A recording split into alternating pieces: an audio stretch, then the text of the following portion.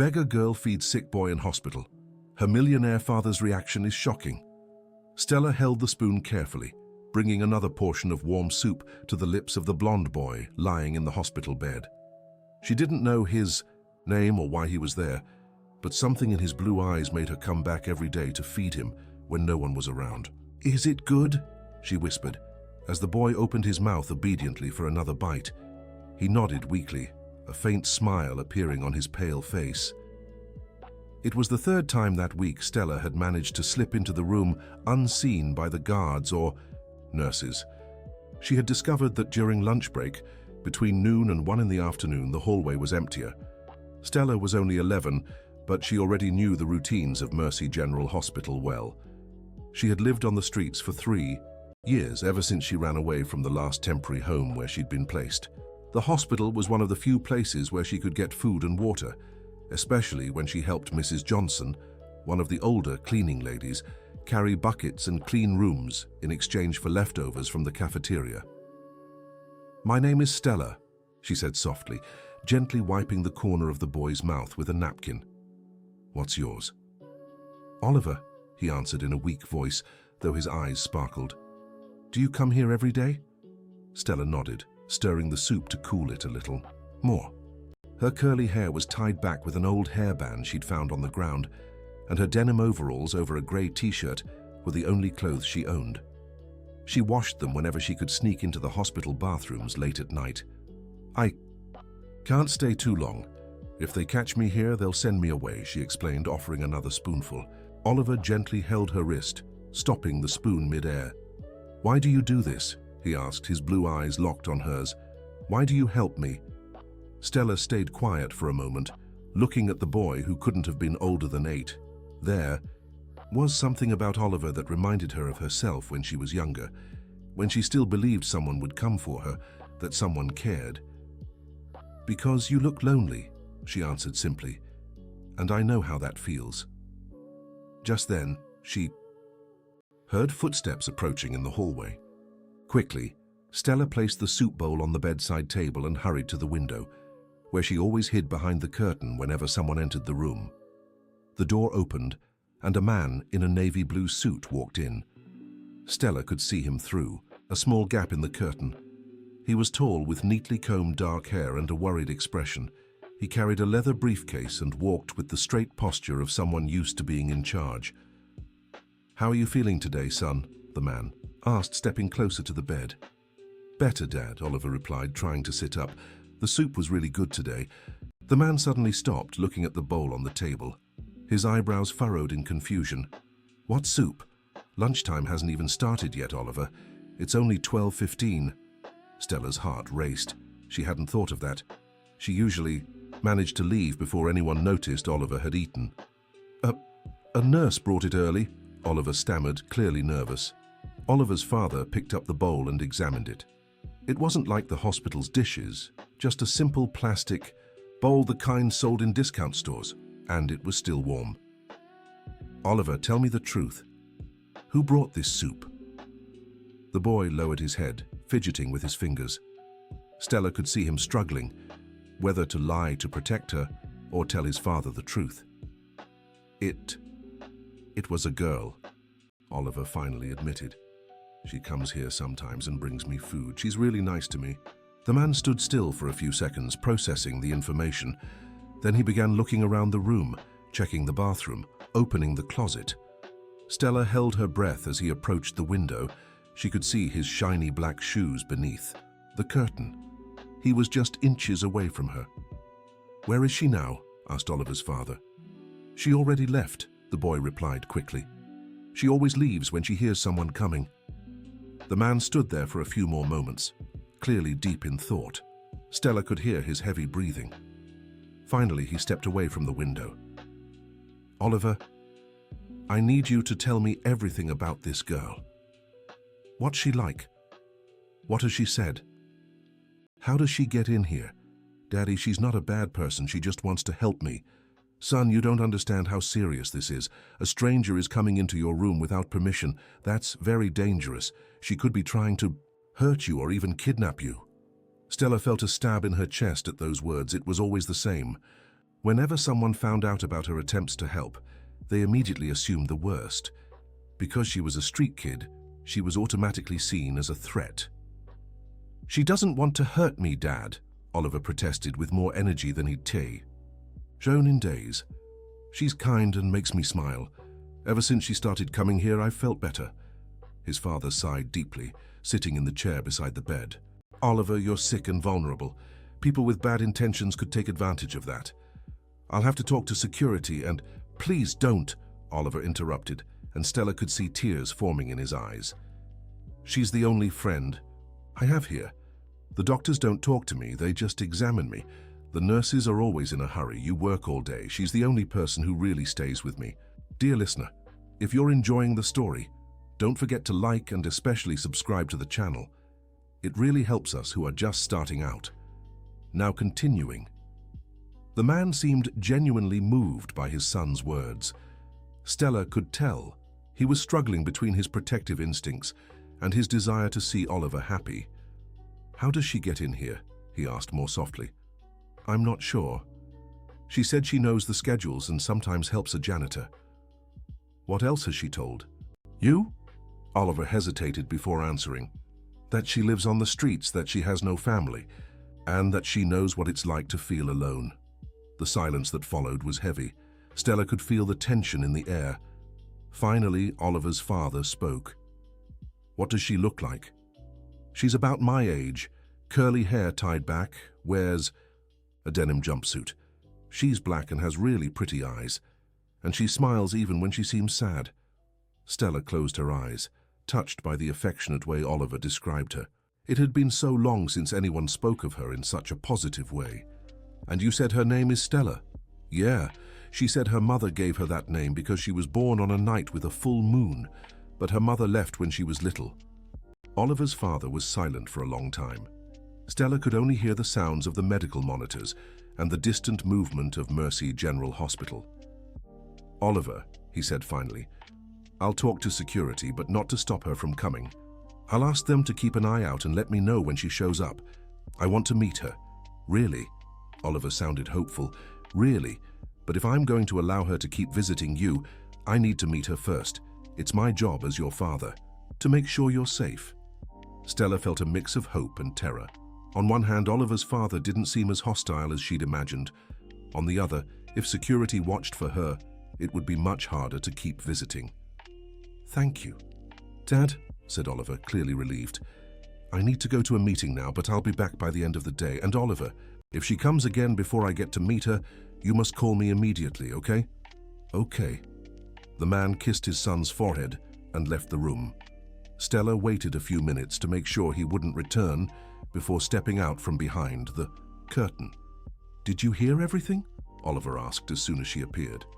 "I did," Stella replied, visibly nervous. "Maybe I shouldn't come back anymore." "No," Oliver said, reaching out for her. "My dad seems genuinely interested in meeting you. He's not a bad person, he just worries about me because I've been sick for so long." Stella sat on the edge of the bed, taking Oliver's small hand in hers. "What's wrong with you?" she asked softly. "The doctors are still trying to figure it out. It started 6 months ago. I get really tired, can't eat properly, and sometimes I have a fever. I've had 1,000,000 tests." "That must be really hard." "Yeah, but it's gotten easier since you started coming here. You remind me there's still good in the world." Stella felt her eyes filling with tears. It had been so long since anyone had said something like that to her. "What about you?" Oliver asked. "What's it like living on the streets?" Stella took a moment to answer. She didn't like talking about it, but there was something about Oliver that made her want to open up. "It's hard. I have to search for food every day, find a place to sleep, avoid dangerous people. But the worst part is the loneliness. Waking up every day knowing no one cares whether you exist or not." "I care," Oliver said firmly, "and I'm sure my dad will too once he meets you." Stella wanted to believe him, but life had taught her not to get her hopes up. Adults always made promises they didn't keep. "I have to go now," she said, standing up. "The official lunchtime is about to start and I can't be here. Will you come back tomorrow?" Stella looked into those hopeful blue eyes and couldn't say no. "I'll try. She headed for the door, carefully checking the hallway before stepping out. She made it to the ground floor unseen, but as she was leaving through the back door, she heard a voice behind her. "Excuse me, miss." Stella turned and saw a hospital security guard, a middle-aged black man with a serious but not threatening expression. "I'm Raymond, head of security here. Can we talk?" Stella froze, debating whether to run, but something in his voice made her stay. "I won't cause you trouble," Raymond continued. "In fact, I want to make you an offer." "What kind of offer?" Stella asked warily. "I know you've been helping the boy in room 507, and I know you don't have a place to stay. How about working here officially? I can talk to administration about giving you a cleaning job in exchange for a place to sleep and regular meals." Stella stared at him in surprise. This wasn't what she'd expected. "And I could still visit Oliver?" "With supervision and at the right time, yes. His father wants to meet you. And honestly, the boy's been doing better since you started visiting. The doctors have noticed." It was an incredible opportunity, but Stella had learned to distrust offers that seemed too good to be true. "Why would you do this for me?" Raymond smiled for the first time. "Because I grew up on the streets. Too, I know how it is. And because sometimes people deserve a chance to show who they really are." Stella stayed silent, processing the offer. A place to sleep, regular meals, and still seeing Oliver. It sounded like a dream. "Can I think about it?" "Of course, but don't take too long. The offer only stands if you prove you're trustworthy, and that means no more sneaking into the hospital." Stella nodded and slipped out the back door. Her mind was a whirlwind of thoughts as she walked through the familiar streets of the neighborhood. There was a real chance her life could change, but there was also the risk of everything going wrong, as it always did. She spent the rest of the afternoon sitting in a square near the hospital, watching people pass by and thinking about her conversation with Raymond. As the sun began to set, she made her decision. The next day, Stella returned to the hospital through the main entrance. Raymond was waiting for her at the reception desk. "You've decided to accept?" he asked. "Yes," she replied, trying to sound more confident than she felt. "Great. Let's go upstairs so you can meet Dr. Thompson, Oliver's father." Stella felt her stomach twist with nerves as she followed Raymond through the hospital corridors. This time, she was seeing everything. With new eyes, she wasn't hiding anymore. When they reached Oliver's room, they found the man in the blue suit sitting by the bed reading something on a tablet. He looked up as they entered. "Dr. Richard Thompson," Raymond said. "This is Stella." Richard studied Stella carefully. She was wearing the same clothes as the day before, but she had tried to tidy her hair and clean her face. "Hello, Stella," he said, rising from his chair. "My name is Richard. It's a pleasure to finally meet you." "Hi," Stella replied shyly, avoiding direct eye contact. Oliver beamed when he saw her. "Stella, you came back." "I did," she said, finally smiling too. Richard watched their interaction and immediately saw the genuine connection between them. "Stella, may I sit with you to talk for a bit?" he asked, gesturing to two chairs by the window. Stella glanced at Oliver, who gave her an encouraging smile before nodding. "Raymond told me about the job offer," Richard began as they sat down. "But before we decide anything, I'd like to get to know you better. Can you tell me a little about yourself?" Stella was silent for a moment, gathering her thoughts. "There's not much to tell. My mother left me when I was 8. I went through a few foster homes, but it never worked out. I ran away from the last one 3 years ago and have been on the streets ever since." "And how did you meet Oliver?" "I sometimes help Mrs. Johnson, a cleaner here. One day I saw Oliver alone and he looked really sad. I thought maybe he could use some company." Richard nodded, processing the information. "Why did you decide to feed him?" "Because he wasn't eating well. The nurses always complain that he leaves food on his plate. I thought maybe if someone stayed with him during meals, he'd feel better." "And you were right," Richard said. "The doctors have noticed a significant improvement in his appetite these past few weeks." Stella looked at Oliver in surprise and he confirmed with a nod. "Stella," Richard continued, "I'll be honest with you. At first I was very worried when I heard a stranger was visiting my son, but after talking to Oliver and watching the two of you now, I can see your intentions are genuine." "They are," Stella said firmly. "I'd never hurt Oliver. He's She hesitated, searching for the right words. He's like a little brother to me. Richard felt something stir in his chest at those words. There was a sincerity in Stella's voice that couldn't be faked.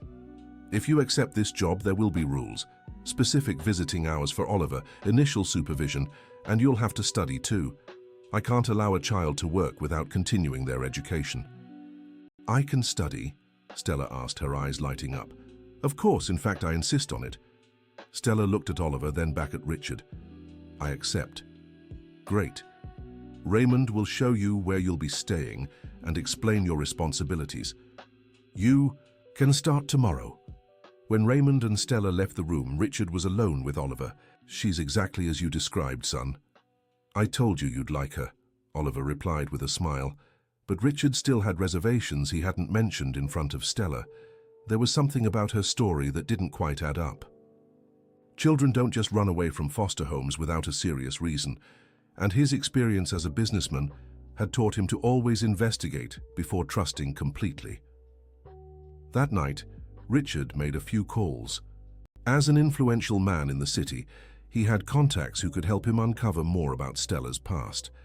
Not because he doubted her intentions with Oliver, but because he felt there was more to her story than she'd shared. Meanwhile, Stella was in a small room at the back of Mercy General Hospital that Raymond had prepared for her. It was simple but clean, with a bed, a small closet, and a desk. For someone who'd slept on the streets for 3 years, it felt like a palace.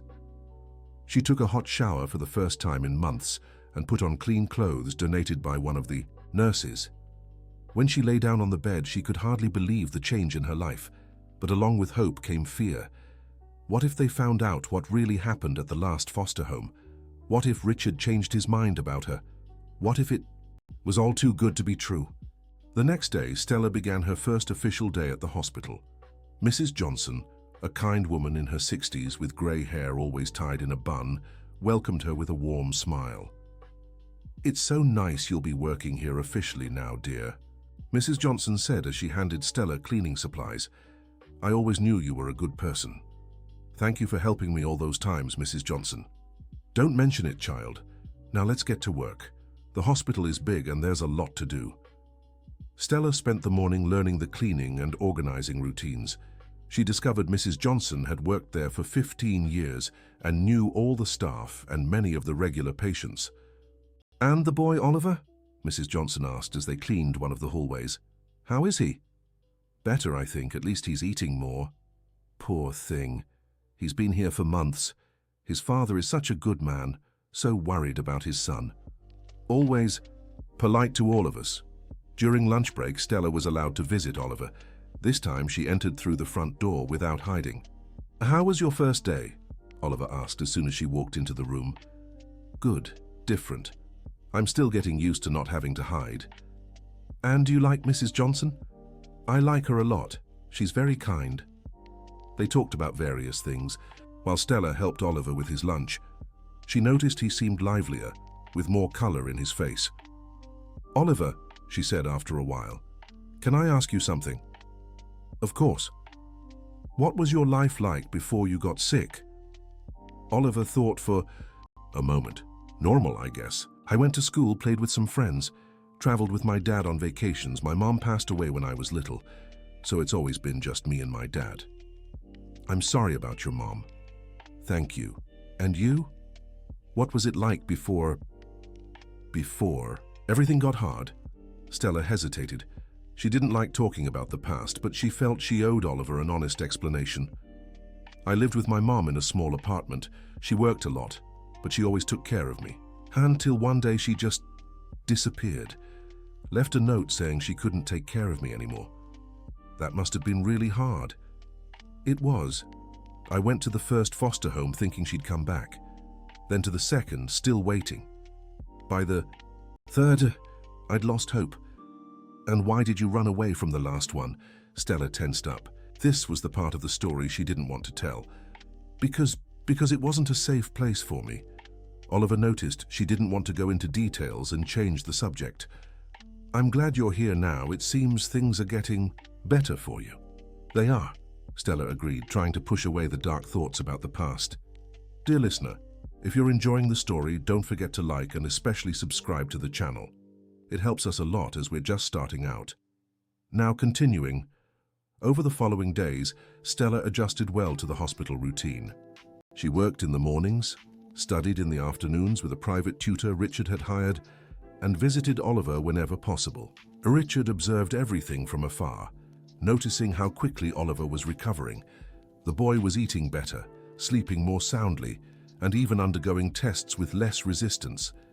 However, the investigation Richard had started into Stella's past was beginning to uncover disturbing information.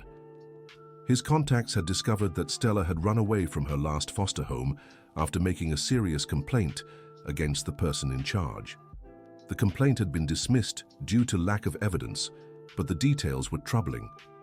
Richard found himself in a dilemma. On one hand, Stella was clearly good for Oliver. On the other, there were unresolved questions about her past. A week after Stella officially started at the hospital, Richard called her into his temporary office for a private conversation. "Stella, I need to talk to you about something important," he said as she entered the room. Stella immediately grew nervous. Richard's serious expression brought back all her insecurities. "I've done some digging into your past," Richard continued. "Not because I doubt you, but because I need to protect Oliver." Stella's heart raced. She knew this moment would come eventually. "I found out about the complaint you made at your last foster home." Stella lowered her head, her hands trembling slightly. "Can you tell me what really happened there?" Stella stayed silent for a long time. Finally, she raised her eyes to meet Richard's. "The person in charge, he did things he shouldn't have done to the children. I tried to report it, but no one believed me. They said I was making it up for attention." Richard felt a wave of anger and sadness at the same time. "Is that why you ran away?" "Yes, and that's why I don't trust adults easily. Stella, I'm so sorry for what you went through, and I want you to know that I believe you." Stella looked at him in surprise. "You do?" "I do, and I'll make sure you never go through anything like that again." Tears began to roll down Stella's face. It was the first time in years that an adult not only believed her, but also promised to protect her. "Thank you," she whispered. "You don't have to thank me. It's the least any child deserves." Richard stood and walked to the window, looking out at the hospital courtyard. "Stella, I want to make you an offer." "What offer?"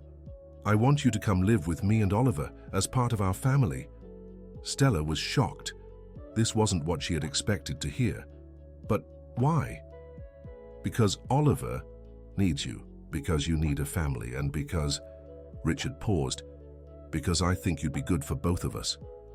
"I don't understand." Richard returned to his chair, choosing his words carefully. "Since my wife passed away, Oliver and I have lived a very lonely life. I work too much. He has no siblings and our house is too quiet. You've brought joy and life back to him. And to me too." Stella stared at him in disbelief. "Are you talking about adoption?" "I'm talking about giving you a chance to have a real family, if you want it, of course." Stella felt as if the world was spinning around her. After years of believing she would never be loved or accepted by a family, someone was offering her exactly that. "What if it doesn't work out?" she asked fearfully. "Then we'll work to make it work. Real families don't give up on each other." Stella fell silent, trying to process everything that was happening. "Can I think about it?" "Of course, but while you think, I'd like you to come to dinner at our house tonight to get a better sense of how it could be." Stella nodded, still stunned by the offer. That afternoon, after work, Richard took Stella and Oliver to his home. It was a mansion in an upscale neighborhood with well-kept gardens and imposing architecture. "Wow," Stella whispered as she saw the house. "This is where you live?" "Yes," Oliver replied excitedly. "Want me to show you my room?" As Oliver gave Stella a tour of the house, Richard watched their interaction. He saw how Stella marveled at simple things like an organized room or a library full of books, and he saw how Oliver was more animated than he had been in months. During dinner, Stella met Martha, the cook and housekeeper who had been with the family for years. She was a warm woman who immediately embraced Stella as if she were already part of the family. "It's so nice to have a girl in the house," Martha said as she served dinner. "This home needs more joy." After dinner, while Oliver showed Stella his video games, Richard had a private conversation with Martha. "What do you think of her?" he asked. "I think she's exactly what this family needs," Martha replied without hesitation. "And I think she needs this family too." "Do you think I'm making the right decision?" "Dr. Richard, in all the years I've worked here, I've never seen Oliver so happy. And I've never seen you smile so much either. Sometimes the best decisions come from the heart." That night, when Richard drove Stella back to the hospital, she was visibly emotional. "Thank you for including me at dinner," she said when they arrived. "Thank you for accepting the invitation. And Stella, don't feel pressured to decide quickly. This is an important decision for all of us." "I know, but I want to say yes. I'm just scared." "Scared of what?" "Of not being good enough. Of you getting tired of me ruining everything." Richard stopped the car and turned to look at her. "Stella, you saved my son. You brought life back to him when I thought nothing could help him. How could you not be good enough?" "But I come from the streets.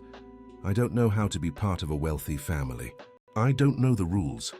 The only rules that matter are be honest, be respectful, and strive to be the best version of yourself. And you already do all of that." Stella was silent for a moment. "Can I give you my answer tomorrow?" "Of course." That night, Stella barely slept. She lay in bed thinking about all the possibilities. For the first time in years, she had the chance to have a real family. But she was also afraid it was too good to be true.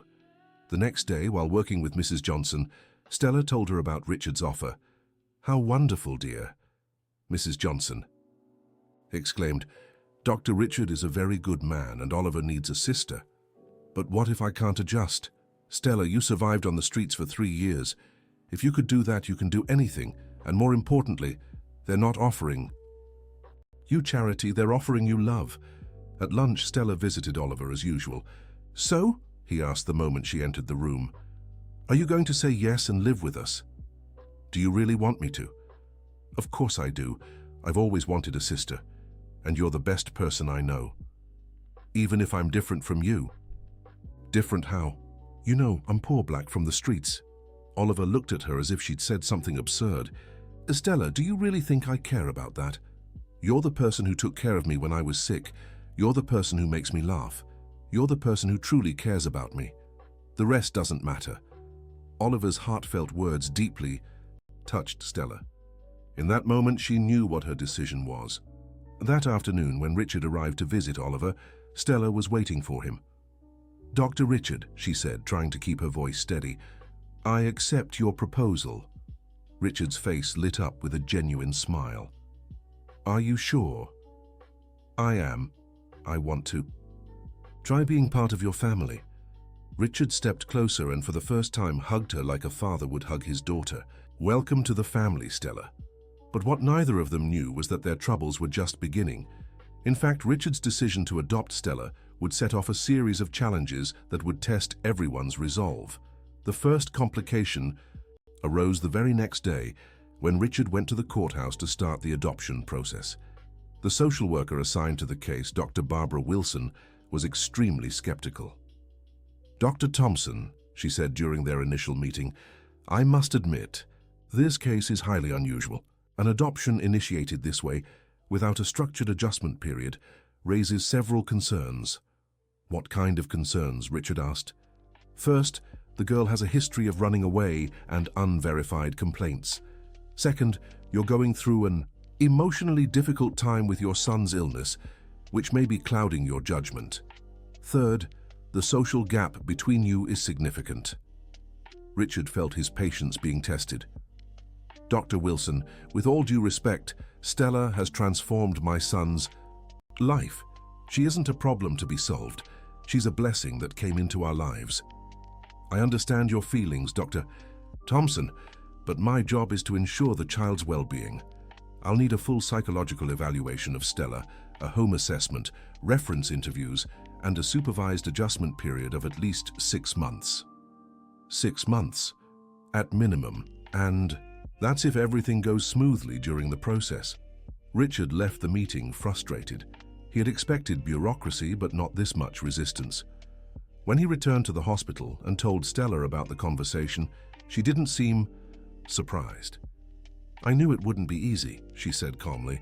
"Social workers never believe kids like me. Don't worry. We'll overcome whatever obstacles we have to." But the obstacles multiplied quickly. The next day, a hospital employee approached Richard with a concern. "Dr. Thompson," said Jennifer Adams, one of the head nurses, "I need to report something about the girl working here." "What is it?" "Some staff members are complaining that she's receiving special treatment. They say it's unfair for a street kid to get a job out of nowhere and now even be adopted by a wealthy patient." Richard felt a wave of indignation. "And what do you think?" "I think Stella is a hardworking and dedicated girl, but I can't ignore that it's causing tension among the staff." "What kind of tension?" "Some are questioning whether she really deserves this opportunity. Others are suggesting she might be manipulating you and your son." Richard clenched his fists, trying to control his anger. "Jennifer, I want it made very clear to all staff that Stella is here on her own merit, and any disrespectful comments about her will be treated as harassment." "Understood, Dr. Thompson. I just thought you should know." But the complications didn't stop there. That same afternoon, Richard received an unexpected call in his office. "Dr. Thompson, this is Walter Gardner from Child Protective Services. I need to speak with you about the minor Stella Christine Miller." Richard's stomach tightened. "What happened?" "We received an anonymous complaint that you are keeping a minor in an irregular situation without official authorization. Shall need you to come in today to clarify this matter. But Stella is working legally at the hospital and, Dr. Thompson, we're talking about a minor who was living on the streets, staying in a hospital, and being promised for adoption without following proper legal procedures. The situation is irregular, regardless of good intentions." Richard hung up the phone with a growing sense of despair in his chest. It seemed like new obstacles arose every day. When he told Stella about the call from Child Protective Services, she turned pale. "Are they going to take me away?" "I won't let that happen," Richard said firmly. "We'll resolve this." But when they arrived at Child Protective Services that afternoon, it became clear the situation was more serious than Richard had imagined. "Dr. Thompson," said Walter Gardner, a middle-aged man with a stern expression, "you understand you can't simply decide to adopt a child without following legal procedures." "I do, and I've already started the official process.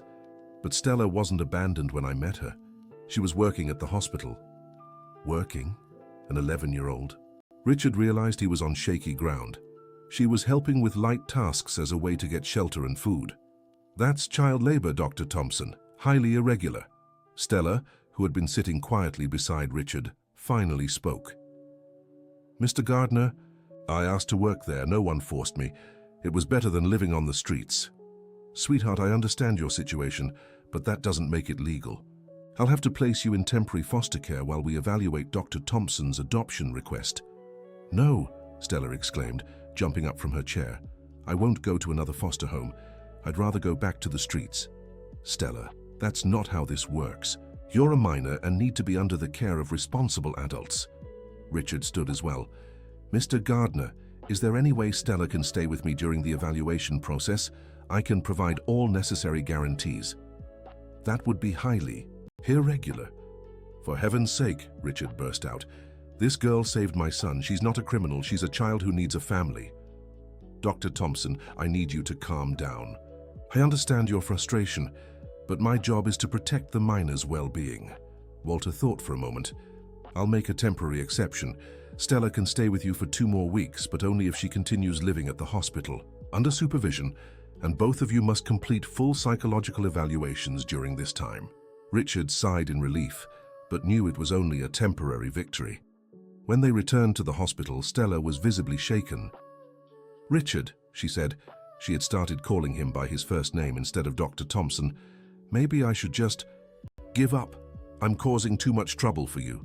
"Stella, look at me," Richard said, stopping in the hallway and kneeling to her level.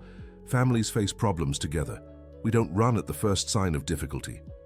But if they send me to foster care, I won't let that happen. We'll fight for this together." When they reached Oliver's room, the boy immediately sensed something was wrong. What happened? Richard and Stella told him about the meeting with Child Protective Services. Oliver looked visibly upset. They can't do that. Stella is part of our family now. Oliver, Richard said calmly, unfortunately there are rules we have to follow. But we'll do everything right to make sure Stella stays with us. In the following days, the tension at the hospital grew significantly. The story about Richard wanting to adopt Stella had spread, and opinions were divided. Some staff members supported the decision, while others questioned whether it was appropriate. But the biggest problem arose when Richard least expected it. During a routine visit to Oliver's hospital room, he found an unfamiliar woman talking to his son. "Excuse me," Richard said as he entered the room. "Who are you?" The woman turned around.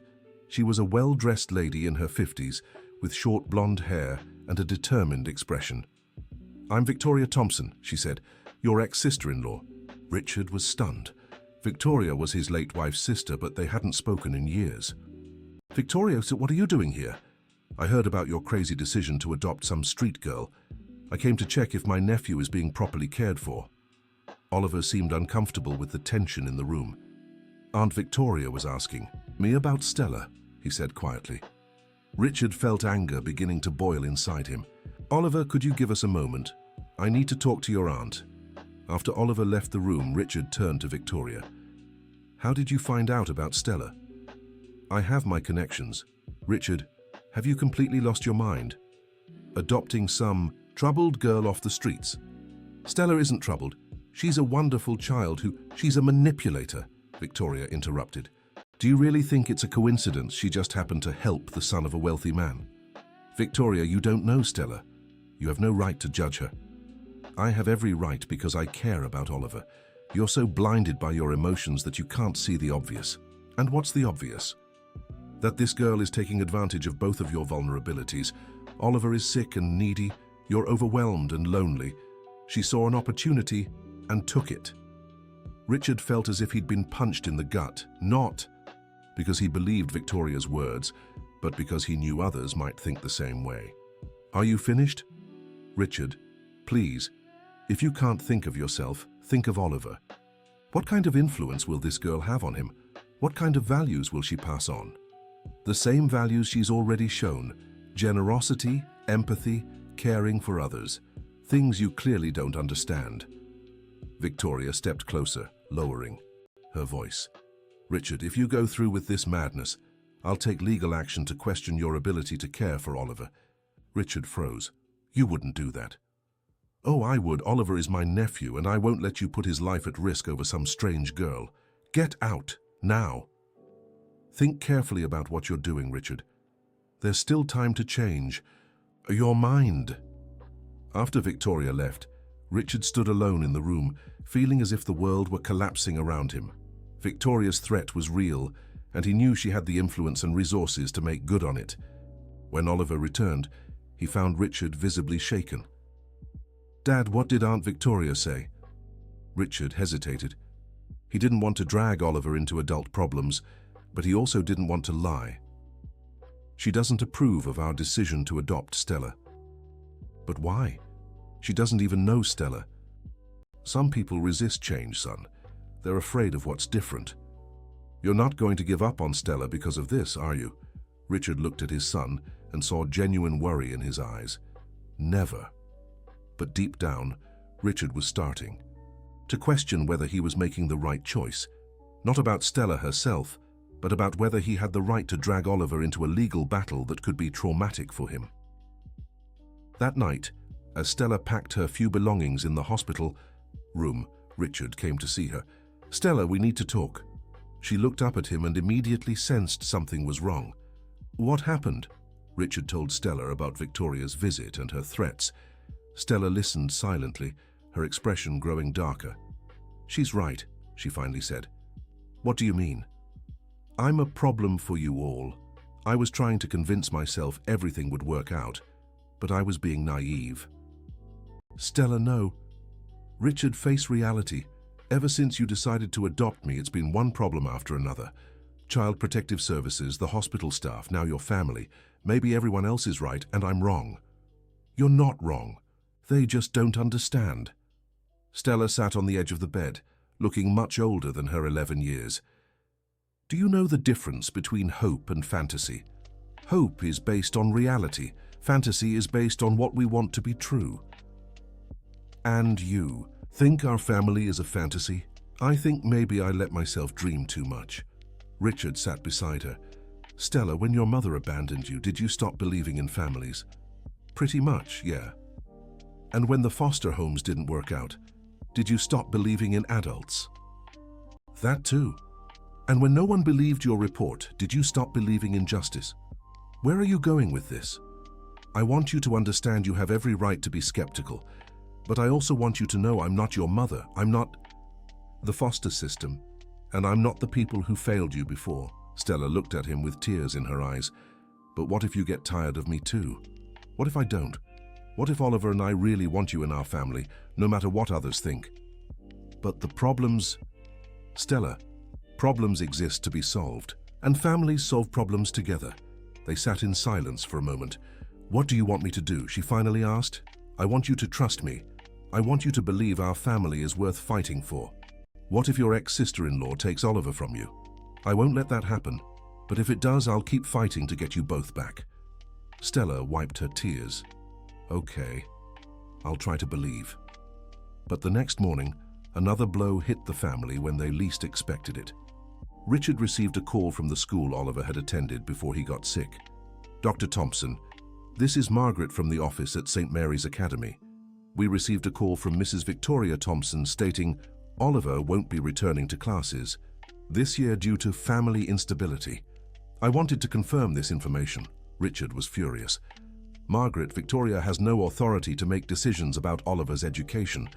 He'll return to school as soon as he's medically cleared. I understand, but Dr. Thompson, she also mentioned concerns about changes in your family structure that might affect Oliver's well-being. Richard realized Victoria was systematically trying to sabotage his life. Margaret, any updates about our family will come directly from me. Do not accept any more calls from Victoria regarding Oliver. When he hung up, he was shaking with anger. Victoria wasn't just threatening legal action. She was actively interfering in Oliver's life. He immediately called his lawyer. Michael, I need a restraining order against my ex-sister-in-law. She's harassing my family. Richard, this is serious. Do you have proof of her interference? I do, and I'll get more if I have to. While Richard dealt with Victoria, Stella faced her own problems at the hospital. During her shift that morning, she overheard a conversation between two nurses that left her deeply upset. It's not fair some street kid gets handed everything on a silver platter, one said. There are so many kids in orphanages who deserve a family. It's true, agreed the other. And they say she manipulated the sick boy to get the attention of his wealthy father. Can you imagine? An 11-year-old girl outsmarting grown adults. Stella hid behind a door, feeling each word like a stab to the heart. She had always known some people would think this way, but hearing it directly was far worse than imagining it. Dear listener, if you're enjoying the story, don't forget to like and especially subscribe to the channel. It helps us a lot as we're just starting out. Now back to the story. During lunch, when she went to visit Oliver, Stella was visibly shaken. What happened? Oliver asked as soon as he saw her. Nothing important. Stella, I know you. I can tell when something's bothering you. She hesitated before telling him about the conversation she had overheard. Oliver was furious. That's a lie. You never manipulated me. You were just kind to me. But Oliver, people will always think that. They'll always believe I took advantage of the situation. So what? We know the truth. My father knows the truth. Shouldn't that be enough? Stella fell silent, absently stirring Oliver's food. Sometimes I wonder if it wouldn't be better for everyone if I just disappeared. Stella, Oliver sat up in bed, alarmed. Don't say that. Never say that again. Why not? Maybe everyone would be happier. I wouldn't be. My father wouldn't be. Mrs. Johnson wouldn't be. Raymond wouldn't be. But all those important people, your aunt, the hospital staff, the child protective services workers, they don't know us. They don't know how much better our lives have been since you came. Oliver took Stella's hand. Do you know what my father told me yesterday? That you taught me a family doesn't have to be perfect to be real. He said that? He did? And he also said you're proof that miracles happen every day, but most people are too busy to notice. Stella felt tears welling up. Oliver, what? If all the problems are my fault, what if I'm bringing trouble into your lives? Stella, you brought joy into my life when I thought I'd never smile again. You gave my father hope when he was lost. How could that be bad? Just then, Richard walked into the room and immediately sensed the tension. What's going on here? Oliver told him about the conversation Stella had overheard and her fears. Richard sat in the chair beside the bed, carefully choosing his words. Stella, can I tell you a story? She nodded. When Oliver was born, I was terrified. I didn't know how to be a father, didn't know if I'd be good enough. My wife was more prepared, but me, I felt lost. Really? Oliver asked, surprised. Really? And you know what happened? Everyone had an opinion on how I should raise you. My parents, your mother's parents, friends, even strangers on the street. They all knew better than me what was good for my own. Son, what did you do? I learned to trust my instincts.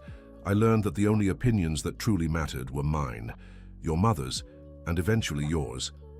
Richard turned to Stella. What I'm trying to say is, there will always be people who question our choices, but the only question that really matters is, are we happy together? We are, Stella answered without hesitation. Then the rest is just noise. But the noise was about to get much louder. That afternoon, Richard received an official notice that Victoria had filed a lawsuit questioning his ability to care for Oliver, specifically citing his reckless decision to adopt a minor with a troubled past. Richard had to leave the hospital immediately to meet with his lawyer, leaving Stella and Oliver alone. That was when the incident that would change everything happened. Stella was helping Oliver with some physical therapy exercises when a woman entered the room without knocking. She was a woman in her 60s, well-dressed with graying hair pulled into a tight bun. You must be Stella, the woman said in a cold voice. Yes, who are you? I'm Dr. Barbara Wilson from Social Services. I need to speak with you. Stella immediately grew nervous. She recognized that tone. What do you want? I'd like to better understand your version of events regarding how you met this family. Oliver tried to intervene. Dr. Wilson, my father said any official conversation should happen with him present. Oliver, this is just an informal chat, nothing official. But Stella knew there was nothing informal about the woman's demeanor. May I ask why you want to know? We've received some concerning information about the circumstances that led to your involvement with this family. What kind of information? Information suggesting you may have taken advantage of a sick boy's vulnerability for financial gain. Stella felt as if she'd been slapped. That's not true. Then explain this to me. How did a homeless girl who'd never shown interest in helping other children suddenly choose the son of a millionaire to care for? I didn't know Oliver's father was wealthy when I started visiting him. But you found out quickly, didn't you? Dr. Wilson, Oliver cut in, clearly upset. You're being unfair to Stella. Oliver, the adults are talking. Stella isn't an adult. She's a child, he protested. And you're being cruel to her. Barbara ignored Oliver and continued questioning Stella. Tell me, Stella, had you ever tried to get close to other wealthy families before? No. Are you sure? Because we have reports of you being seen at other private hospitals in the city. Stella was confused. I sometimes looked for food in different places, including hospitals, but I never tried to get close to any family. And how did you learn to manipulate emotions so effectively? I don't manipulate anyone. Stella's voice was rising, and she could feel tears of anger and frustration forming. Stella, please calm down. I'm just trying to understand the situation. No, you're not trying to understand. You've already decided I'm guilty of something and are trying to make me admit it. At that moment, Mrs. Johnson entered the room to clean and immediately sensed the tension. What's going on here? I'm conducting a routine interview, Barbara replied curtly. With a child, without her guardians present? Mrs. Johnson frowned. That doesn't seem right. Ma'am, please don't interfere with official matters. But Mrs. Johnson wasn't easily intimidated. Stella, she said calmly, you don't have to answer any questions without Dr. Richard or a lawyer present. Barbara visibly bristled. Are you instructing the minor not to cooperate with an official investigation? I'm instructing a child about her rights. The situation was escalating quickly when Richard arrived, having been called by Oliver, who had managed to sneak in a call. What's going on here? Richard asked as soon as he entered the room. Dr. Thompson, Barbara said, trying to regain control. I was just having an informal conversation with Stella to clarify a few points. Informal? Richard looked at Stella, who was visibly shaken, then at Oliver, who seemed furious, and finally at Mrs. Johnson, who shook her head disapprovingly. Dr. Wilson, any interview with Stella must be scheduled in advance and conducted with a lawyer. Present. Thompson, you don't need to be so defensive if there's nothing to hide. It's not about having something to hide. It's about protecting a child's rights. Barbara gathered her papers. Very well. But know that this defensive attitude will be included in my report. After she left, Richard turned to Stella. Are you okay? I'm fine, lied Stella, still shaking. What did she ask you? Stella recounted the questioning, and Richard grew angrier by the minute. That was completely inappropriate. I'll file a formal complaint. Richard, Stella said calmly, maybe it's time to accept this isn't going to work. What do you mean? Everyone's against us. Your ex-sister-in-law, the hospital staff, now social services. Maybe they're right. Stella, no. Richard, look at what's happening. You're spending time and energy fighting everyone because of me. Oliver is witnessing unpleasant things. It's not fair to either of you. Oliver chimed in. Stella, you're talking like you're a burden. You're not, but I'm causing trouble. No, Richard said firmly. You're not causing trouble. Prejudiced people are causing trouble. What's the difference? The result is the same. Richard sat on the edge of the bed, close to Stella. The difference is, if we give up now, they win. And more importantly, we lose one of the best things that's ever happened to us. But what if I fail the psychological evaluation? What if they decide I'm not fit to be adopted? Then we'll get a second evaluation, and a third if we have two. Richard, be realistic. A poor black girl with a history of homelessness and unproven allegations. What chance do I really have against a traditional family that comes along?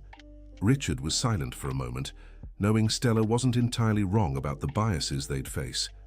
Stella, can I ask you something? Go ahead. If you knew Oliver needed you, but helping him would be difficult and risky, would you still help him? Of course. Even if others were against it? Yes. Even if it could go wrong? Yes.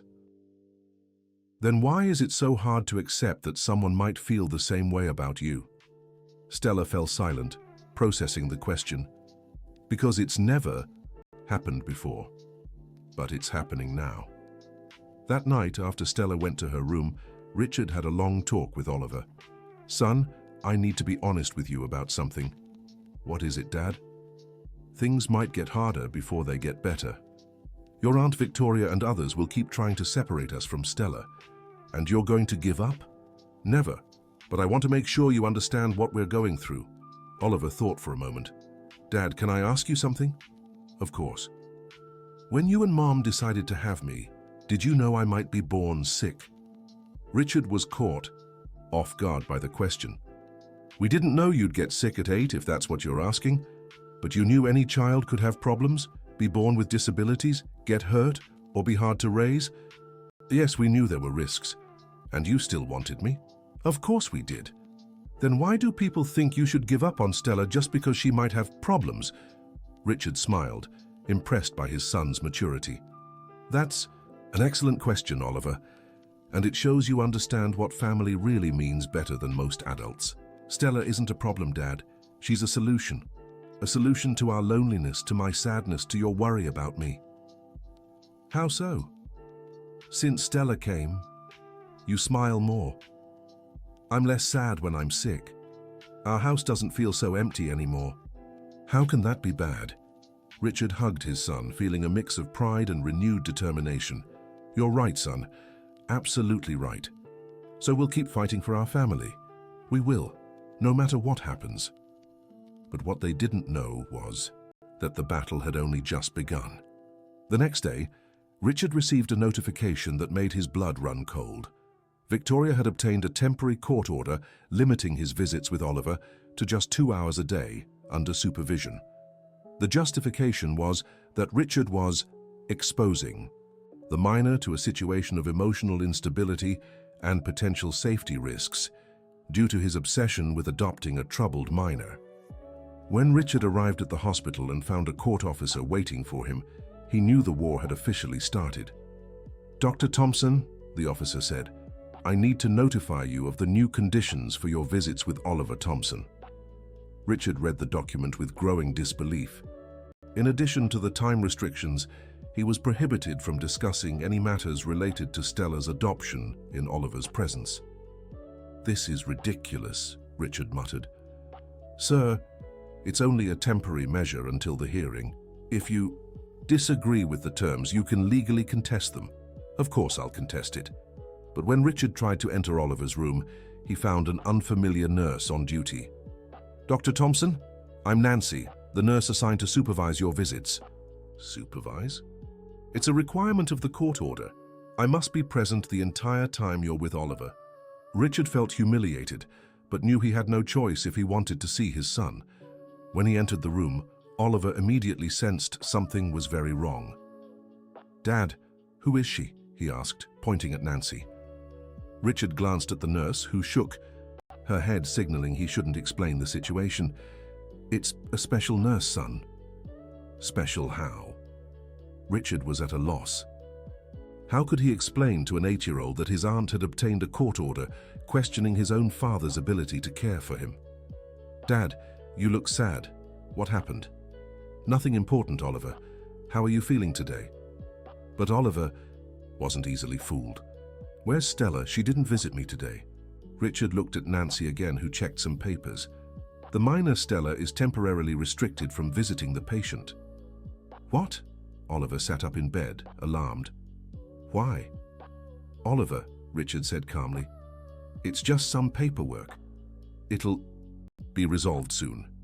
"It's not paperwork." Oliver grew agitated. "Someone's keeping you from being with me. It's Aunt Victoria, isn't it?" "Oliver, please calm down." "I won't calm down. First she comes here bad-mouthing Stella. Now you can't even visit me normally. She's trying to tear us apart." Nurse Nancy stepped closer. "Oliver, you need to calm down or I'll have to call a doctor." "I don't want to calm down. I want my family back." Oliver began to cry and Richard felt his heart shatter. Not being able to properly comfort his own son was one of the cruelest things he'd ever experienced. "Oliver, son, we'll get through this, I promise." "How if you can't even visit me properly anymore?" Richard glanced at Nancy, who was jotting everything down on her clipboard. "Oliver, you have to trust me. I'll fix this." "What about Stella? Does she even know what's happening?" "I'll explain it to her. She'll think we abandoned her." "No, she won't think that because it's not true." But when Richard tried to find Stella after his limited visit with Oliver, he discovered she had disappeared. Raymond found him in the hallway, visibly worried. "Dr. Richard, Stella didn't show up for work today." "I went to her room and it was empty." "Empty how?" "She took her few things and left a note." Raymond handed the paper to Richard.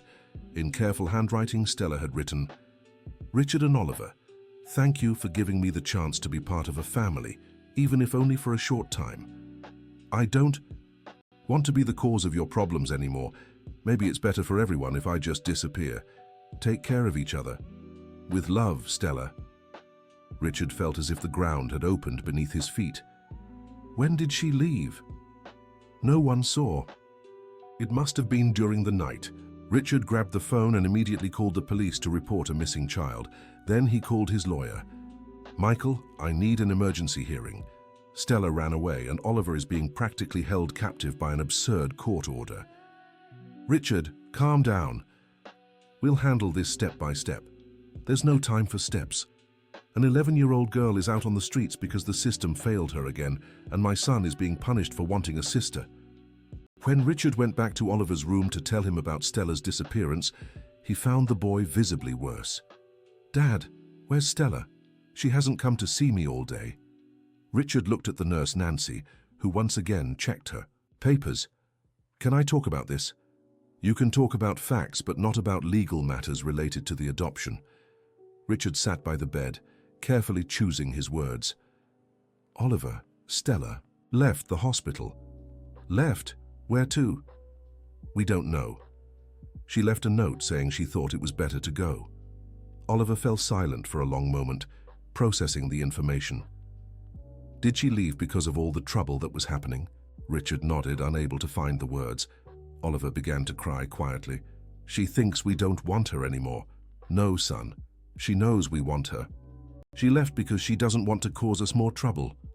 But she doesn't understand that the problem isn't her. The problem is the people who don't want her in our family." Richard hugged Oliver, feeling tears in his own eyes. "I'll bring her back, son, I promise." "How? If you can't even leave here properly?" Richard had no answer for that. That night, Richard barely slept. The thought of Stella alone on the streets again, believing she'd been abandoned by the family that finally wanted her, was torturous. The next morning, he received an unexpected call. "Dr. Thompson, this is Mrs. Johnson." "Rosa, it's so good to hear your voice. Have you heard about Stella?" "Yes, I have, and that's why I'm calling. I think I know where she might." Richard felt a surge of hope. "Where?" "There's an informal shelter a woman runs in the Riverside neighborhood. It's called Hope House. Mrs. Williams has been taking in street kids for years, with little official support." Stella mentioned the place once. "Do you have the address?" "I do, but Dr. Richard, there's something you need to know." "What?" "This morning, some hospital staff were saying that the social worker, Dr. Wilson, said it was for the best, that Stella had gone back where she belonged." Richard felt anger boil in his veins. "Rosa, can you come with me to look for Stella?" "Of course, Dr. Richard.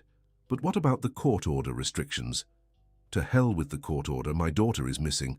It was the first time Richard had referred to Stella as "my daughter" to someone else, and as he said it, he knew there was no turning back. He would fight for her to the end, no matter the consequences. Richard and Rosa went to Hope House late that afternoon. It was a simple house in a modest neighborhood, with a small discreet sign out front. Mrs. Williams, a black woman with white hair and a warm smile, greeted them at the door. "Are you looking for someone?" "We're looking for Stella," Richard said. "An 11-year-old girl with curly hair. I know who Stella is. She arrived here last night. Is she okay?" "Physically, yes. Emotionally?" "The girl is shattered." "Can we see her?" Mrs. Williams hesitated. "She said she doesn't want to see anyone from the hospital or the family that rejected her." "We didn't reject her," said Richard desperately. "It's the exact opposite. We're trying to adopt her." "That's what I see. But the girl thinks you gave up on her." "Can I explain to her what really happened?" Mrs. Williams studied Richard for a moment. "You know what impresses me most about Stella? Even after everything she's been through, she still cares more about others' well-being than her own." "What do you mean?" "She hasn't stopped talking about a boy named Oliver. She's worried he'll think she abandoned him." Richard felt tears beginning to form. "Oliver is my son. He's in the hospital, sick, and won't stop asking about Stella." "Then maybe it's time to reunite this family."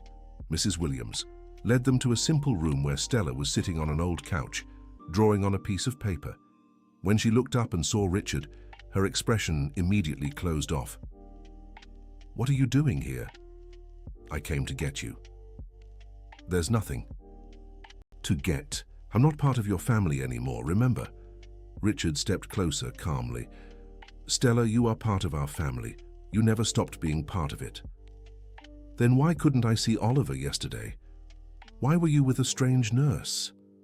Why? Did everything change so suddenly?" Richard sat beside her, ignoring her initial resistance. "Because my ex-sister-in-law got a temporary court order limiting our visits. She's trying to separate us." Stella looked at him with suspicion. "And you? Are you trying to keep us together? Or are you relieved to have an excuse to give up on me?" "Stella, look at me." She reluctantly met his eyes. "You're my Daughter, Oliver is my son. No one, no court order, no social worker, no ex-sister-in-law will change that. But all the problems aren't caused by you, they're caused by people who don't understand what family is. But maybe they're right. Maybe I'm really not a good fit. Stella, Richard interrupted. Oliver stopped. Eating after you left. He's physically regressing because he's emotionally shattered, thinking you abandoned him. Stella turned pale. He's worse. Much worse. The doctors are worried. Because of me.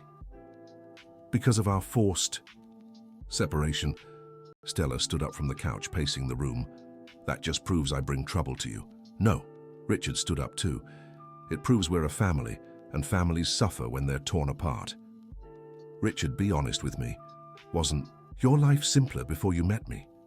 Richard paused for a moment, considering the question. My life was simpler. It was also emptier, lonelier, and sadder. Oliver was wasting away in the hospital. I was lost in my own life. And our house was just a place to sleep. And now we have a family. Complicated, imperfect, under attack from all sides, but a real family. Stella fell silent, wrestling with herself. What if I come back and we can't fix the legal problems? What if they succeed in separating us for good? Then at least we'll have fought together, and I'll keep fighting until I can bring you back, even if it takes years, even if it takes decades. Stella stared at him, searching for any sign of a lie or hesitation. She found none. Is Oliver really worse? Do you want to see him yourself? Stella nodded. Mrs. Williams, Richard said, thank you so much for taking care of Stella. If you ever need anything, I just need you to take good care of this girl. She's special. I know. The drive back to the hospital was tense. Stella was nervous about seeing Oliver again, and Richard was worried about how to get around the court order restrictions. Richard, Stella said as they were arriving, what if the head nurse doesn't let me in? Leave it to me. When they got to the hospital, Richard had an idea. Instead of going straight to Oliver's room, he looked for Raymond. Raymond, I need a favor. Go ahead, Dr. Richard. Stella is back, but there's a temporary court order that might stop her from visiting Oliver. Can you help? Raymond thought for a moment. Does the order specifically say Stella can't visit Oliver? I'm not sure of the exact wording. Why? Because if it doesn't specify, then technically she's still a hospital employee on unpaid leave. Employees can move around the hospital. Richard smiled for the first time in days. Raymond, you're a genius. They took the service elevator and walked through the quieter hallways. When they got near Oliver's room, Richard peeked inside. The nurse Nancy was there, but she was distracted with a tablet. Oliver was lying down, staring at the ceiling, visibly downcast. Stella, Richard whispered, do you want a few minutes? Alone with him first? She nodded. Stella quietly entered the room. At first, Oliver didn't notice her. Oliver, she said softly. The boy turned his head quickly, and when he saw Stella, his eyes filled with tears. Stella, you came back. I did. I thought you'd abandoned me. Never.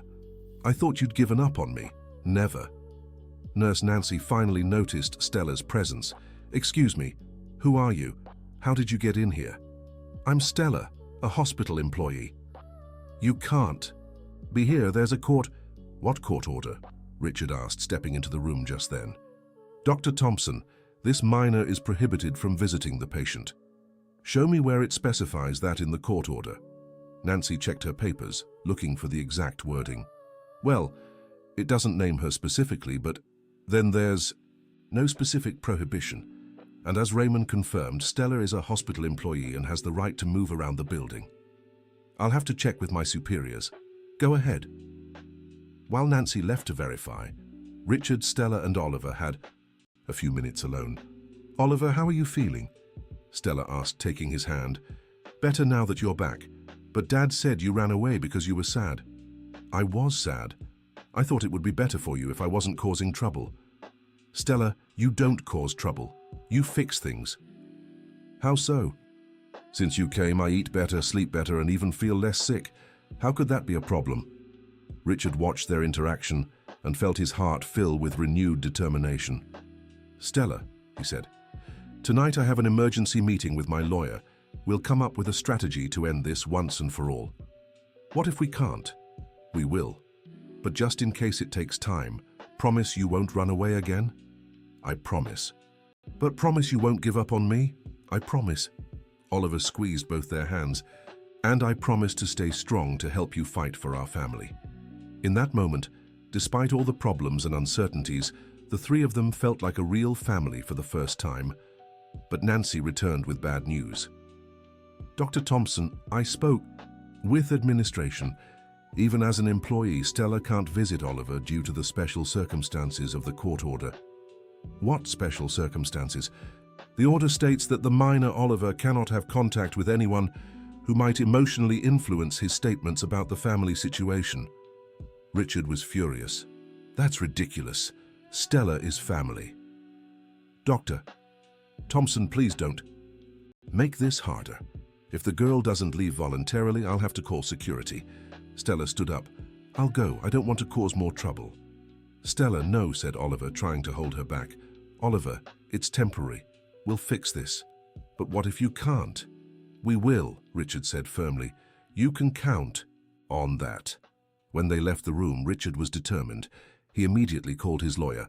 Michael, I need an emergency hearing for tomorrow morning, and I want you to hire the best private investigator in the city. Richard, this will be expensive, and Michael, I don't care about the cost. I want every move Victoria has made in the last few months investigated. I want to know how she got this information, who's helping her, and I want something we can use to turn this around. What if we find nothing? We will. People like Victoria always make mistakes when they're obsessed. That night, Richard had the most important meeting of his life with his legal team. They discovered Victoria had hired a private investigator to watch Richard and Stella, bribed hospital staff for confidential information, and spread lies about Stella to multiple authorities. This is more than enough to overturn the court order, said Michael. Victoria has completely crossed legal boundaries. How long will it take? If we present everything at tomorrow's hearing, I can get an immediate reversal. Richard finally saw a light at the end of the tunnel. The next day at the hearing, Richard was confident. He had all the evidence he needed to prove Victoria had acted in bad faith and that her claims about Stella were baseless. But when he arrived at the courthouse, he received devastating news. Dr. Thompson, Michael said tensely, we have a problem. What problem? Victoria didn't show up. Her lawyers said she's been admitted to a private hospital with a nervous breakdown caused by the emotional pressure of the situation. And what does that mean? That the hearing is postponed indefinitely until she's fit to participate. Richard felt like he'd been struck by lightning. She's faking a breakdown to delay the case? That's how it looks, and there's not much we can do legally. Michael, my son, is wasting away in the hospital. Stella is being treated like a criminal, and this woman is manipulating the system. There has to be something. I'm trying, Richard, but she's been very clever. Richard left the courthouse feeling defeated. How was he going to explain to Oliver and Stella that the war was far from over? When he got to the hospital, he found a scene that broke his heart. Oliver was being examined by several doctors, clearly in crisis. What happened? Richard asked, rushing into the room. Dr. Thompson, said Dr. Reynolds, Oliver's attending physician, your son has had a significant relapse. The emotional stress is affecting his immune system. Is he in danger? Not immediately, but if the stress continues, it could seriously complicate his condition. Richard looked at Oliver, who was pale with monitors tracking his vitals. Son, how are you feeling? Tired, Dad, and I miss Stella. She's here at the hospital working, but she can't visit me. Oliver, I'll fix this, I promise. When? Richard didn't know how to answer. At that moment, Stella appeared at the door. She'd ignored all the rules and come anyway. Oliver, she said, I came to see you. Nurse Nancy immediately stood up. Young lady, you can't be here. Please, Stella said, ignoring her. I just want to see how he is. Stella. Oliver tried to sit up in bed, visibly more animated just from seeing her. Dr. Reynolds observed the immediate change in Oliver's behavior. Interesting, he murmured. What's interesting, Doctor? Asked Richard. Oliver's vital signs stabilized the moment this young lady entered the room. "Nancy," Richard said, "could you give us 5 minutes?" "Dr. Thompson, I have orders." "Nancy, as a physician, I'm requesting 5 minutes to assess the impact of this person's presence on my son's condition." The nurse hesitated, but left the room. "Stella," Oliver said, "can you sit here beside me?" She perched on the edge of the bed, and Richard watched as Oliver's breathing became more even. His color improved and his posture relaxed. "Dr. Reynolds," Richard said, "are you seeing this?" "I am. And it's remarkable. I rarely see such an immediate response to a non-medical stimulus. Does this mean anything legally?" "It means this young lady has a demonstrable therapeutic effect on your son. If I had to choose between medication and her presence, I'd choose her presence." Richard felt an idea forming. "Doctor, would you be willing to testify to that?" "Officially? Of course, it's a valid medical observation. What if I said separating Stella from Oliver is harming his health? I'd agree. In fact, I'd recommend any decisions about their separation consider the medical impact." Richard grabbed his phone and immediately called Michael. "Michael, we have a new strategy. We're no longer just fighting for adoption rights. We're fighting for Oliver's health." "Explain." "Oliver's doctor just confirmed that separating him from Stella is causing measurable physical harm. This completely changes the legal approach." "Richard, you're a genius. I can request an emergency hearing based on health concerns. That takes precedence over any procedural maneuvering. Do it now." As Richard organized the new legal strategy, Stella stayed with Oliver a few more minutes. "To Stella," Oliver said, "do you think it'll work this time?" "I don't know, Oliver, but I know I won't give up. Even if it takes a long time? Even then. I've learned something important these past few days." "What?" "That family isn't about where you're born or how you're raised. It's about who cares for you and who you care for. And you care about me and my dad. More than anything in the world. Then we're family, no matter what any judge or social worker says." Stella smiled, feeling a peace she hadn't known in days. "We are." When Nancy returned, she brought unexpected news. "Dr. Thompson, I just got a call from administration. Due to Dr. Reynolds' medical observations, you're authorized for normal visits until further notice." Richard could hardly believe it. "Really? Really?" It seems the patient's health takes priority over other considerations. That evening, for the first time in days, Richard, Stella, and Oliver ate dinner together in the hospital room. It wasn't ideal, but it felt like a victory. "Dad," Oliver said as Stella helped him with dessert, "can I ask you something?" "Of course." "Why are some people so mean to people like Stella?" Richard chose his words carefully. "I think some people fear what they don't understand. Others think they know better than everyone else what's right. But that doesn't make sense. Anyone who spends 5 minutes with Stella would see she's good." "You're right, but not everyone's willing to spend those 5 minutes. Did Aunt Victoria?" "No. She judged Stella without knowing her. Is that fair?" "No, son, it's not fair at all." Oliver grew thoughtful. "Dad, when this is all over, will our family be normal?" Richard and Stella laughed in unison. "Oliver," said Stella, "our family will never be normal, and that's what makes it special." "What do you mean?" "Normal families don't have to fight so hard to stay together. Normal families don't face so many obstacles. Normal families don't cherish the time they spend together as much. So it's better not to be normal." "Much better," replied Richard. "Normal is overrated," but the peace didn't last long. The next morning, Richard received a call that would change everything again. "Dr. Thompson, this is Dr. Barbara Wilson. I need to inform you about a complication." In Stella's adoption process, Richard felt his stomach tighten. "What complication?" "A family has come forward interested in adopting Stella, a traditional, stable family, without the complications of your case." "What do you mean, come forward?" "The Parker family registered in the adoption system yesterday and specifically requested information about Stella." Richard grew suspicious. It was too coincidental. "And who are the Parkers?" "A middle-aged couple, no children, financially stable, no history of legal or family issues." "And why Stella specifically?" They said they heard about her situation through the media and were moved. Richard hadn't seen anything in the media about Stella. That confirmed his suspicions. Dr. Wilson, can I know who referred the Parker family to the system? That's confidential, Dr. Thompson, but can I meet them? They're visiting Stella tomorrow afternoon. Richard hung up with a sense of urgency. He was sure Victoria was behind this. He immediately called Michael. Michael, I need you to urgently investigate a couple named Parker who registered in the adoption system yesterday. You think? I'm sure Victoria orchestrated this. Richard, if we can prove Victoria is manipulating the adoption system, she could face criminal consequences. Then prove it, quickly. Meanwhile, Stella was working with Mrs. Johnson when Raymond approached her. Stella, I need to talk to you about something important. What is it, Raymond?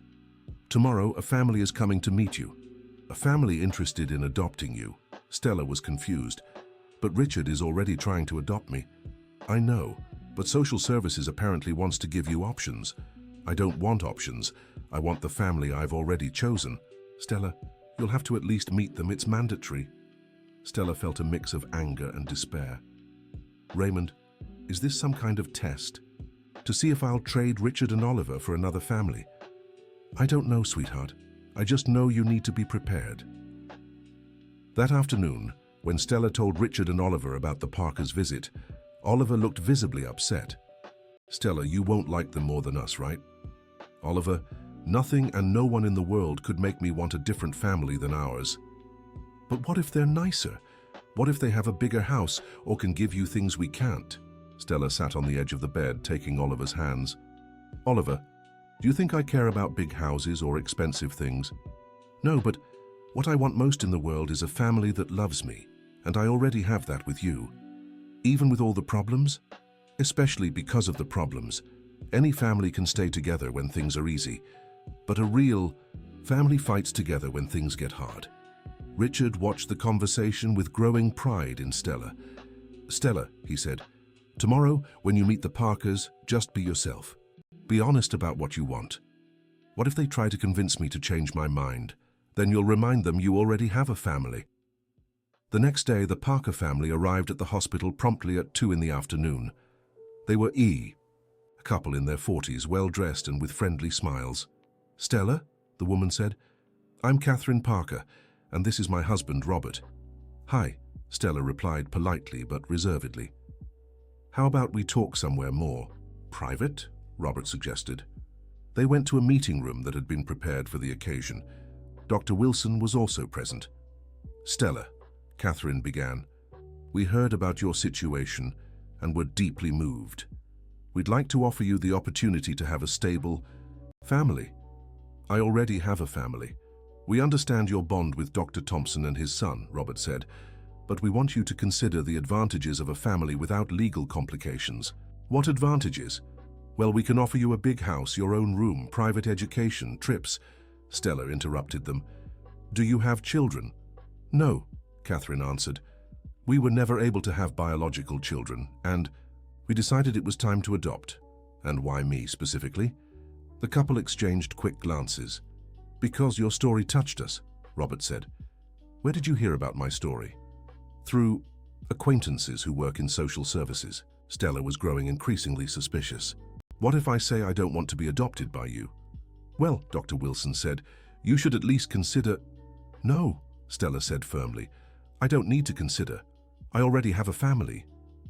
Stella, Catherine said in a voice meant to be kind but sounding condescending. You're too young to understand all the implications. Dr. Thompson has legal troubles. His son is sick. There are family complications. And you don't have any problems? We offer stability. Richard offers me love. Oliver offers me love. You're offering me things. Robert began to grow impatient. Young lady, be reasonable. We're offering you a better life. Better according to who? You don't even know me. How do you know what's best for me? Because we're responsible adults with the means to properly care for a child. Stella stood up from her chair. I want to go back to my family. Stella, Dr. Wilson said, you need to finish this conversation. I'm finished. My answer is no. When Stella left the room, she heard Robert remark to Catherine, "See, it's exactly what Victoria said would happen. The girl's been brainwashed." Stella stopped in the hallway. Victoria, Richard's ex-sister-in-law. Now it all made sense. She quickly turned back to the room. "Do you know Victoria Thompson?" The couple visibly tensed. "No." "Why do you ask?" "Because I just heard you mention her name." "You must have misheard," Catherine said quickly. "I didn't mishear. Victoria sent you here, didn't she?" "Young lady," Robert said, "you're being paranoid." But Stella already had the information she needed. She left the room and went straight to find Richard. She found him in Oliver's room, visibly upset. "Richard, the Parkers know Victoria. I heard them mention her name." Richard felt a mix of anger and relief.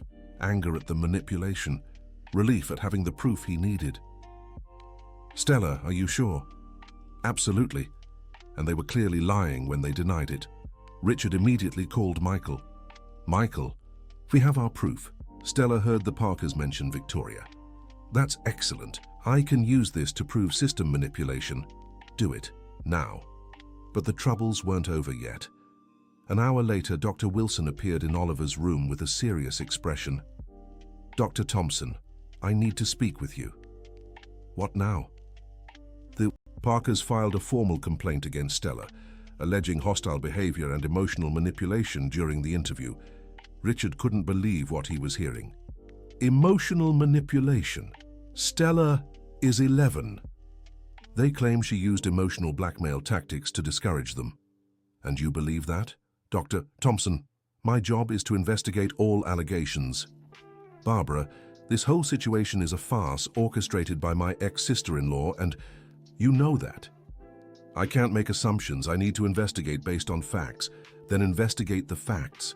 Look into the connection between the Parkers and Victoria. Investigate how they found out about Stella.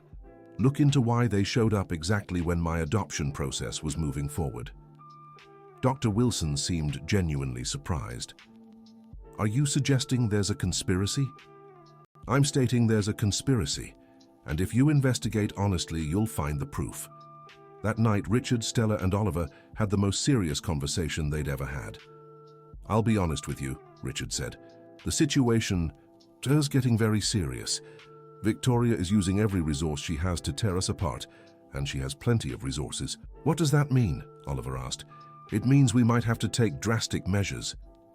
"What kind of measures?" Stella asked. Richard hesitated before answering. "We might have to leave the country for a while, until we resolve this." "Run away?" Oliver looked shocked. "Not run away. Strategically withdraw." "Richard," Stella said calmly, "I can't let you risk your life and Oliver's for my sake." "Stella, you're not a cause. You're my daughter." "But maybe it's time to accept that some battles can't be won. This battle can be won. It's just going to be harder than we expected," Oliver interrupted. "Dad, if we leave the country, will I still be able to continue my treatment?" "Yes, son, we can arrange that." "And will Stella really be adopted by us?" "Yes, in another country, far from Victoria's influence." Oliver grew thoughtful. "So we're running away to stay together? If we have to. I'm in." Stella looked at them both, feeling a mix of love and guilt. "You'd really do this for me?" "Stella," Richard said, "families do whatever it takes to stay together. Even if it means leaving everything behind. We won't be leaving everything behind. We'll be taking what matters most, our family." But before they could make any plans, Michael called with urgent news. "Richard, I've got important information about the Parkers." "What did you find?" "They were hired by Victoria. I have proof of payments made to them in the last 2 weeks." "Is that enough?" "It's more than enough. Victoria can be charged with fraud, obstruction of justice, and manipulation of the child welfare system." "How long until this gets resolved?"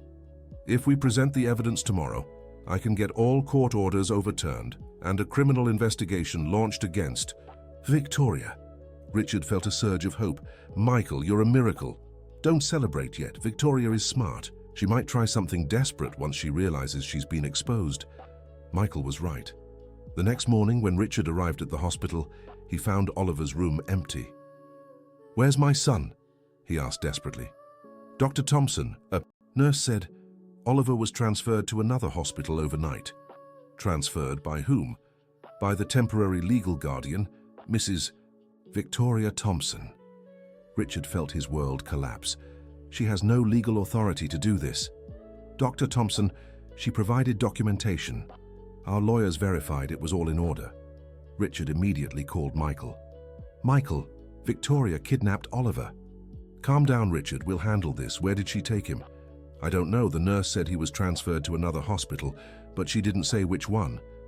"I'm heading to court to get a search warrant, and I'll push for Victoria to be arrested for kidnapping." Meanwhile, Stella had arrived for work and was shocked to discover that Oliver was no longer there. "Richard," she said when she found him, "what happened to Oliver?" "Victoria took him." "How could she do that?" "She couldn't, but she did it anyway." Stella sat in a nearby chair, processing the information. "Richard, this is my fault."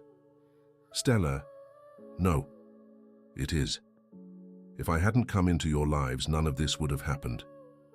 "Stella, if you hadn't come into our lives, Oliver would still be wasting away in this hospital, and I'd still be lost in my own existence. But now he's been taken because of our problems. He was taken by a woman who's completely lost her mind. That's not your fault." Richard took Stella's hands. "Stella, I'll bring Oliver back, and when I do, we'll finalize our adoption officially. I promise." "What if you can't bring him back?" "I will, because now I know Victoria has committed serious crimes, and criminals don't win custody battles." 3 hours later, Michael called with an update. "Richard, I found Oliver. Victoria admitted him to a private hospital under a fake name. Is he okay?" "Physically, yes, but the doctor said he's extremely agitated and isn't cooperating with any treatment." "Can I see him?" "I'm getting a court order now. In an hour, you'll have your son back." Richard hung up and turned to Stella. "We found Oliver." Stella sighed in relief. "Is he okay?" "He is, and in an hour, we'll go get him." "Richard, can I come with you?" "Of course, we're a family. Let's get our son together." When they arrived at the private hospital where Oliver was admitted, they found a full police operation underway. Victoria was being arrested as they arrived. "Richard," she shouted when she saw him, "you're making a mistake. I'm trying to protect Oliver." "Protect him from what? From a family that loves him? From a manipulative girl who will destroy his life?" Richard looked at Victoria with more pity than anger. "Victoria, you've completely lost touch with reality.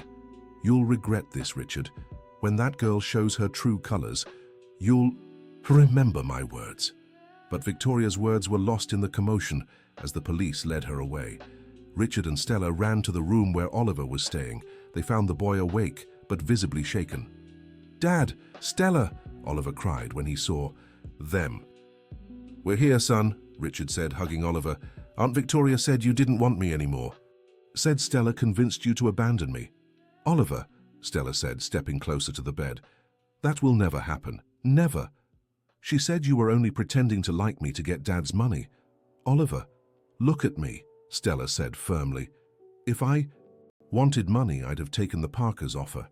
They offered a big house, private education, trips, but I refused because I already have everything I want. A family that loves me." Oliver studied Stella's face. "Do you really love me like a brother?" "I love you more than anyone else in the world, along with your dad." "And Dad, are you sure you want to adopt Stella?" "Oliver, adopting Stella is the best decision I've ever made." Oliver smiled for the first time in days. "So we're a real family?" "We are," Richard and Stella said at the same time. 2 weeks later, all the legal processes had been resolved. Victoria was convicted of fraud, kidnapping, and obstruction of justice. The Parkers were banned from the adoption system. Dr. Wilson was reprimanded for not properly investigating the claims. And finally, Richard received the call he'd waited months for. "Dr. Thompson, this is Judge Anderson. Your adoption petition has been approved. Stella will officially be your daughter starting tomorrow." Richard could barely contain his emotion. "Thank you, Your Honor, thank you so much." When he told Stella and Oliver, the three of them cried together. Does this mean we're a family forever? Stella asked. Forever, Richard confirmed. Even if new problems come up? Especially if new problems come up. On the day of the final adoption hearing, Richard, Stella and Oliver dressed in their best clothes. Oliver had been discharged from the hospital the week before and was recovering quickly. Mrs. Johnson, Raymond and even Dr. Reynolds came to witness the moment. Stella Christine Miller, said Judge Anderson, do you accept being adopted by Richard Thompson and becoming Stella Christine Thompson? I do, Stella answered firmly. Richard Thompson, do you accept all the legal and emotional responsibilities of being Stella's father? I do with all my heart. Then, by the authority granted to me, I declare the adoption finalized. Stella, you are now officially Richard's daughter and Oliver's sister. The room erupted in applause. Richard hugged Stella as she cried with joy. Daddy, she said for the first time, thank you for not giving up on me. Thank you for not giving up on us, Richard replied. Oliver joined the hug. Now we're a complete family. Forever, Stella said. Forever, Richard agreed. 3 months later, the Thompson family moved into a new home. It wasn't bigger than the last, but it was warmer. It had a special room for Stella, which she decorated with Oliver's help. Stella had enrolled in a nearby school and was adjusting well.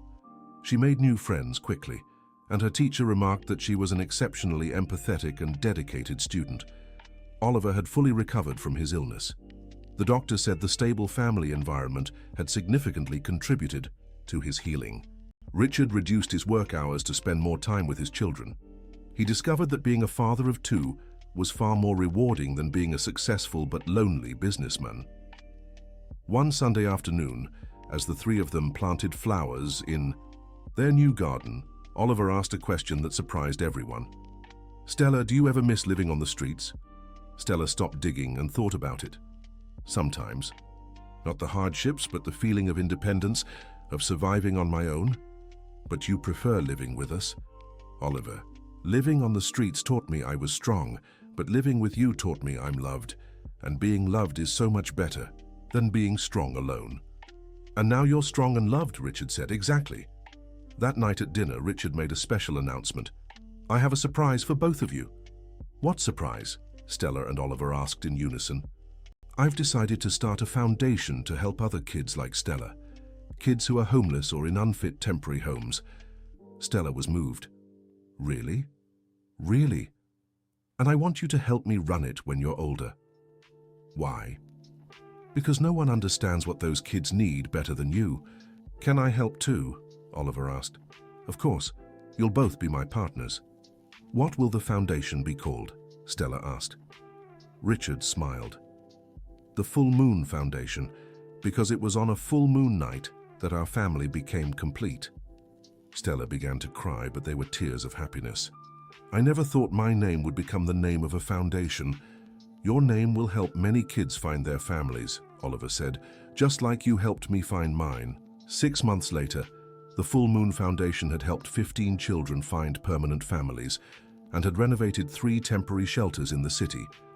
Stella, now 12 years old, actively participated in interviews with families seeking to adopt. Her ability to spot genuine people was remarkable. How do you always know when someone is being sincere? Richard asked after one of the interview sessions. Because I spent my whole life being rejected by people who said one thing and did another.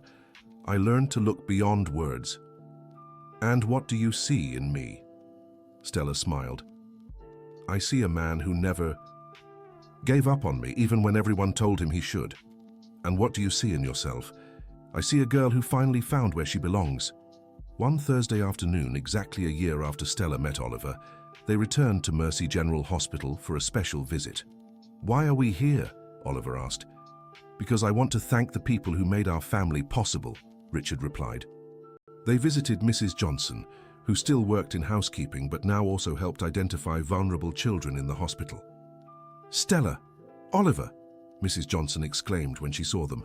Look how big you've gotten. Mrs. Johnson, Stella said, I brought something for you. She handed her an envelope. What's this? A scholarship for your granddaughter. Dad found out she wants to study nursing but doesn't have the money. Mrs. Johnson began to cry. Sweetheart, you didn't have to. Yes, we did, Richard said. You were one of the people who made our family possible. They also visited Raymond, who had been promoted to head of security after his role in Stella's case. Raymond, Richard said, I have a proposal for you. What proposal? Would you like to work as security coordinator for our foundation?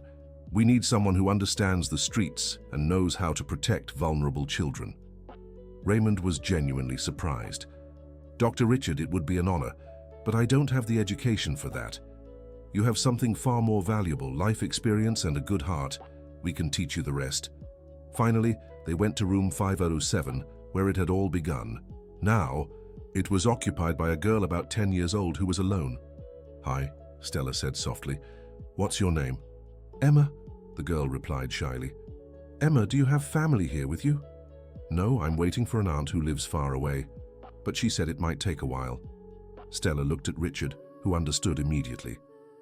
Emma, Richard said, how about I bring you some books and games, and my daughter Stella can keep you company when she's not in school? Really? Really, Stella replied. No one should be alone in a hospital. As they left the room, Oliver remarked, Stella, are you going to do for Emma what you did for me? I'll do what any big sister would. Take care of someone who needs it. And what if her aunt doesn't come? Then we'll help her find a family like Dad helped me. That evening at dinner, the Thompson family started a new tradition. Every Thursday, they would visit the hospital to spend time with children who were alone. Why Thursday? Oliver asked. Because it was on a Thursday that I met you, Stella replied, and Thursdays are days for miracles. But life didn't always follow a perfect script. 3 months later, the family faced their first big test as an official family. Richard received an incredible job offer to lead a multinational company that would require constant travel and a move to New York. It's a once-in-a-lifetime opportunity, he explained to Stella and Oliver during a family meeting. But it would mean big changes for all of us. What kind of changes? Stella asked. We'd have to move to New York. You'd change schools, friends, cities. What about the foundation? Oliver asked. It could keep running from here with remote management. Or we could expand to New York as well. Stella fell silent, processing the information.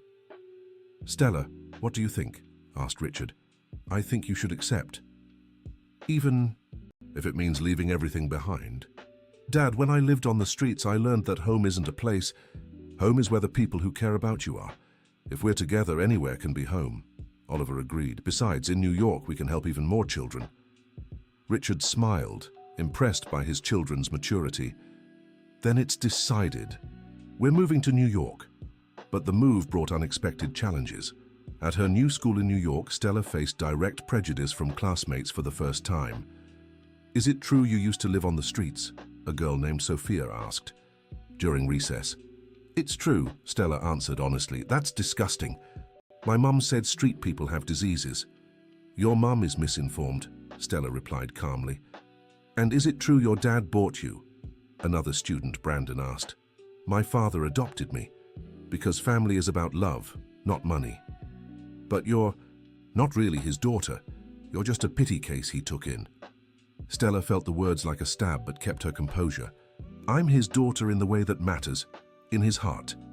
I bet when he gets tired of you, he'll send you away. This time Stella couldn't respond. The words echoed in her head all day. When she got home, Richard immediately noticed something was wrong. Stella, what happened? Nothing important. Stella, we're family. There are no secrets between us. Stella told him about her classmates' comments. Richard looked visibly upset. Stella, do you believe what they said? No. But sometimes the doubt creeps in. What kind of doubt? What if they're right? What if you really do get tired of me someday?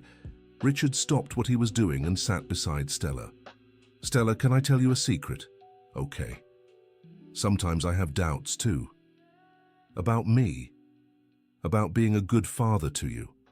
Sometimes I wonder if I'm doing everything right. If I'm giving you everything you need. Really? Really. Biological parents have these doubts too. The difference is our love is chosen, not accidental, and chosen love is stronger. How so? Biological parents love their children because it's natural. We love each other because we decided to, and decisions can be renewed every day. Stella grew thoughtful. So, every day, you choose to love me. Every day. And you? Every day. Too? Then it doesn't matter what other people say, our family is a daily choice. At school, the comments continued for a few weeks. But gradually, as her classmates got to know Stella better, their attitudes began to change. Her teacher, Ms. Taylor, noticed what was happening and decided to address it in class. Class, today we're going to talk about families. Who can tell me what makes a family? Several hands went up. Living in the same house, one student said. Having the same last name, said another. Having the same parents, Sophia said, looking directly at Stella. Interesting, Ms. Taylor said. Stella, what do you think makes a family? Stella stood up calmly. I think family is about caring for each other. It's about being there in tough times. It's about celebrating victories together and overcoming problems together. And do you need to share blood for that? The teacher asked. No, my father and brother don't share blood with me, but they're my real family. And there are people who do share blood with me, like my birth mother, but she abandoned me. The room fell silent. So what makes a family? Isn't biology, it's choice, Stella concluded. Ms. Taylor smiled. Well said, Stella. Families come in all shapes and sizes. What matters is love and commitment. After that class, attitudes towards Stella changed significantly. Some students even began seeking her out to talk about their own family problems. Stella, Sophia said a few weeks later, I wanted to apologize for the mean comments. Thank you, Sophia. My parents are getting divorced, and sometimes I wonder if they'll stop loving me. A parent's love doesn't stop because of divorce. They might stop loving each other, but they won't stop loving you. How do you know? Because true love has no conditions. And parents who truly love you will love you forever, even when things get complicated. During that conversation, Stella realized her unique experience gave her a valuable perspective to help others. At home, she shared this discovery with Richard and Oliver. Dad, I think I want to study psychology when I grow up. Why? Because I want to help kids who've been through hard things like I have. I think that's an excellent idea, Richard said. So you have a natural understanding of human suffering. And you can help me when I have problems too, Oliver joked. Of course, that's what big sisters are for. Life in New York gradually stabilized. Richard was thriving in his new job. Oliver had adjusted well to his new school, and Stella not only adapted but became a natural leader among her peers. The Full Moon Foundation had also expanded to New York and was helping dozens of children each month. But the biggest test for the family was yet to come. A year and a half after the move, Richard received a call that would change everything again. Dr. Thompson, this is Dr. Margaret Stevens from University Medical Center. We have a woman here who claims to be Stella Thompson's birth mother. Richard froze. What do you mean? A woman named Christine Miller was admitted today with severe pneumonia. When she realized she was in critical condition, she said she needed to speak to the daughter she abandoned 5 years ago. And have you confirmed she's really Stella's mother? We're still verifying, but she has very specific details about Stella's childhood that would be hard to fake. Richard hung up, feeling as if the ground had opened beneath him. How was he going to tell Stella? When Stella came home from school that afternoon, Richard was visibly shaken. Dad, what's wrong? Richard decided to be direct. Stella, a woman who says she's your birth mother has shown up at a hospital here in New York. Stella stood motionless for a few seconds. My mother, the one who abandoned me. Yes, she's very sick and asked to speak with you. What does she want? I don't know. Do you want to talk to her? Stella was silent for a long time. I don't know. There's no rush to decide. Think it over. That night, Stella barely slept. 5 years after being abandoned, her birth mother had reappeared. But why? And what did this mean for her life now? The next morning at breakfast, Stella announced her decision. I want to see her. Are you sure? Richard asked. Yes, I need answers to questions I've carried for 5 years. Do you want me to come with you? I do. Can I come too? Oliver asked. Of course, we're a family. We face everything together. When they arrived at the hospital, Richard asked if Stella wanted to speak to her birth mother alone first. No, I want you both with me. You're my family now. They found Christine Miller in a hospital bed, visibly weakened but still recognizable. When she saw Stella, her eyes filled with tears. Stella, my daughter. Hi, Christine, Stella replied coldly. You've grown so much. You're so beautiful. What do you want? Christine seemed hurt by Stella's tone but continued. I wanted to ask for your forgiveness and to explain why I left. I'm listening.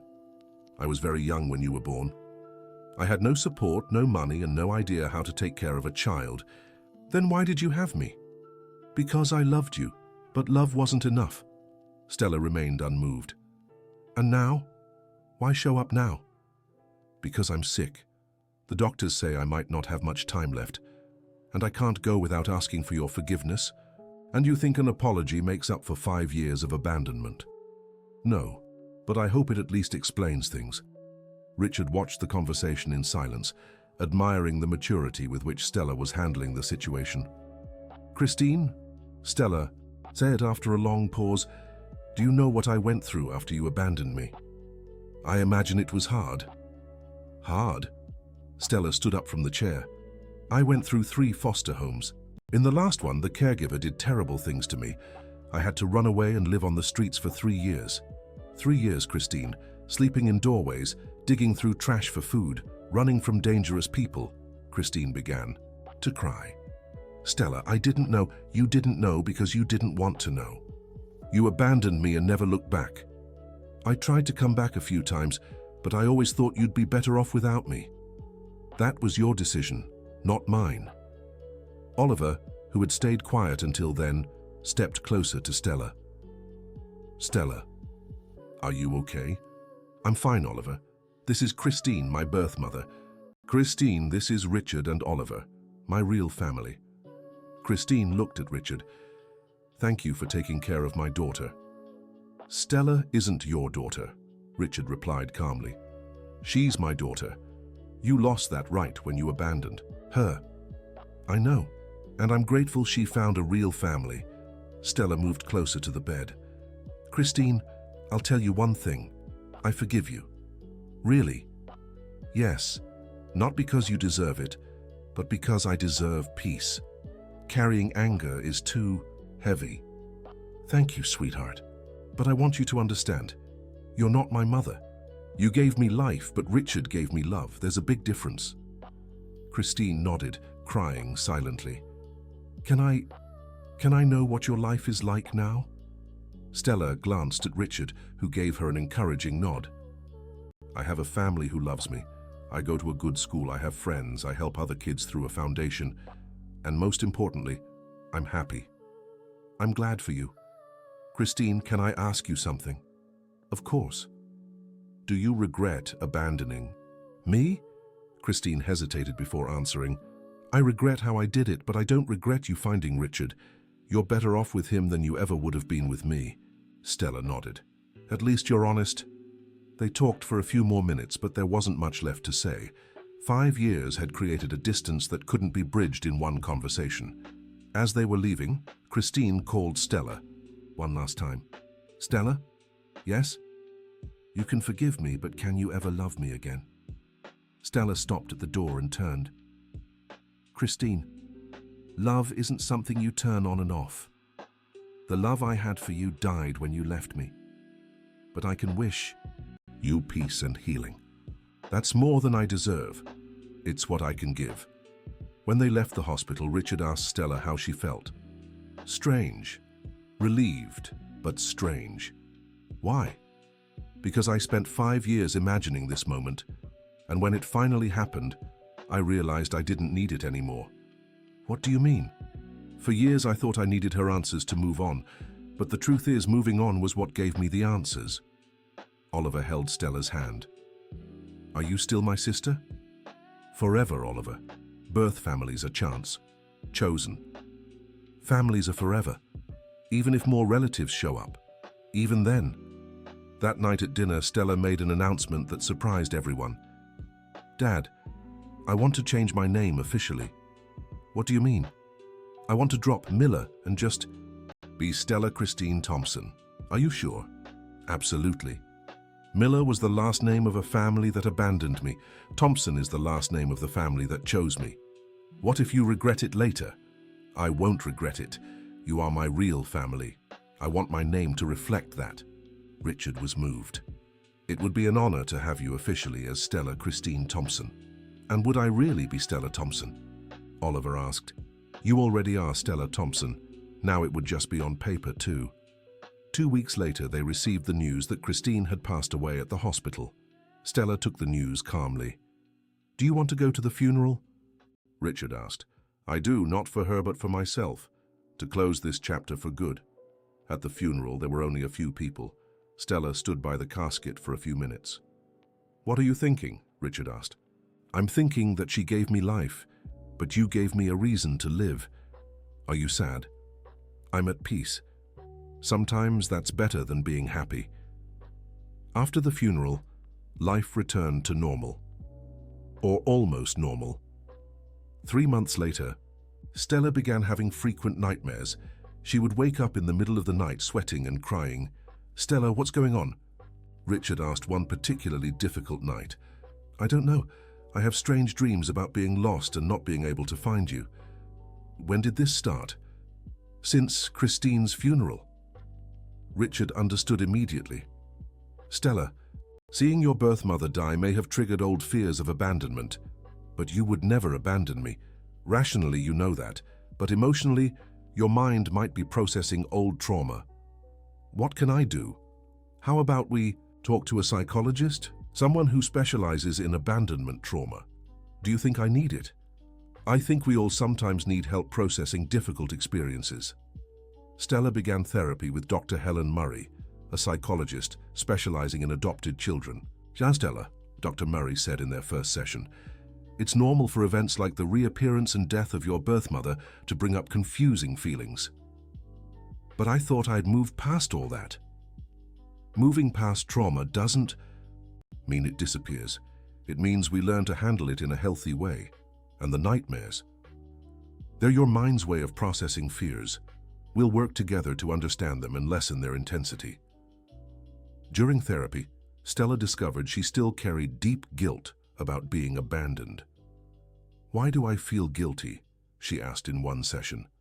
Because abandoned children often believe they did something wrong to deserve it. But I was just a child. Exactly, and children aren't responsible for adults' decisions. Then why do I feel this way? Because for years you survived by believing you could somehow control whether people left you. It was a way to protect yourself. And now you can learn that you're loved unconditionally, that you don't have to be perfect to deserve love. Therapy helped a lot, but Stella found that true healing came through helping other children at the foundation. Dr. Richard, she said one afternoon, I want to spend more time at the foundation. Why? Because when I help other children find families, I remember that my own story had a happy ending. And that helps you? It reminds me that even the hardest stories can have happy endings. From then on, Stella dedicated herself intensely to the foundation's work. By 15, she was interviewing prospective adoptive families and helping children prepare to meet their forever families. Stella, an 8-year-old girl named Anna asked during one session, what if my new family doesn't like me? Anna, families who adopt do it because they want a child to love. They already like you before even meeting you. How? Do you know? Because I went through the same thing you did, and I found out that when someone chooses you to be part of their family, it's because they already love you. What if I do something wrong? Real families don't give up on you when you make a mistake. They help you make it right. Like your family? Exactly like my family. Stella's work at the foundation became so effective that other organizations started seeking her out for consulting. Stella, Richard said one Sunday morning, I've received an interesting proposal. What proposal? The New York government wants to hire you as a consultant to improve the state's adoption system. But I'm only 15, and you have a unique experience no adult has. Do you think I should accept? I think you were born for this. Stella accepted the offer and began working part-time as a government consultant. Her work led to significant changes in New York's adoption process. How can a 15-year-old girl see things that experienced adults don't? Asked the adoption program coordinator. Because I lived on the other side. I know exactly what doesn't work in the system. And what doesn't work? The system treats adoption like bureaucracy. But adoption is about love. They're very different things. At 16, Stella was invited to give a speech at the National Congress about adoption system reform. I'm scared, she confessed. To Richard the night before the trip. Of what? What if I can't speak well? What if they don't take me seriously because I'm young? Stella, you've already changed hundreds of children's lives. Your age doesn't matter when you have moral authority. Moral authority? You speak from experience. That's worth more than any degree. Stella's speech at Congress was an absolute success. She spoke for 40 minutes about the flaws in the adoption system and proposed practical solutions based on her experience. Honorable members of Congress, she said at the end, abandoned children don't need pity. They need families, and families don't need to be perfect. They need to be loving. The audience rose in applause. In the following months, many of Stella's suggestions were incorporated into national adoption laws. Dad, Stella said when they returned from Washington, D.C., I never imagined my story could help so many people. Your story was always special, Stella. Now it's being shared with those who need to hear it. Are you proud of me? I'm proud every day, not just of what you've achieved, but of who you've become. And who have I become? A young woman who turned pain into purpose. Oliver, now 14, had also found his passion, medicine. Inspired by his near-death experience at the hospital and how Stella helped him, he decided he wanted to be a pediatrician. I want to take care of sick children, he said during a family dinner. Like Stella takes care of abandoned children? Richard asked. Exactly.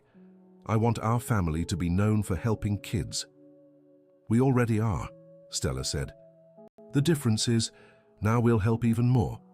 In high school, Stella excelled academically and became student council president. She used her position to create support programs for students in vulnerable situations. Stella, the school principal said, do you have plans for college? I do. I want to study psychology and law. Both? Psychology to understand, people, law to protect them. That's ambitious. I had an ambitious childhood, now I want an ambitious life. When it was time to apply for college, Stella was accepted into the best universities in the country. She chose Columbia University to stay close to family. Are you sure? Richard asked. You could study anywhere. I'm sure. This family has given me everything. Now I want to keep giving back from right here. During college, Stella continued working at the foundation and expanded her projects. She created a psychological preparation program for children who were going to be adopted and another for preparing adoptive families. How do you manage to balance college, work at the foundation, and still have time for family? Asked a classmate. Because everything is connected. My family taught me about love, the work at the foundation teaches me about purpose, and college teaches me the tools to be more efficient. Don't you ever get tired? I get physically tired, but I never get emotionally tired because I'm doing exactly what I was born to do. At 20, Stella received an offer to write a book about her experience. I don't know if I'm ready, she told Richard. Why not? Because writing about all this means reliving it all over again. Stella, you already relive your story every day when you help other children. The difference is that a book can reach millions of people. What if the story is too heavy for people to read? Then you balance the pain with hope. Show that difficult stories can have happy endings.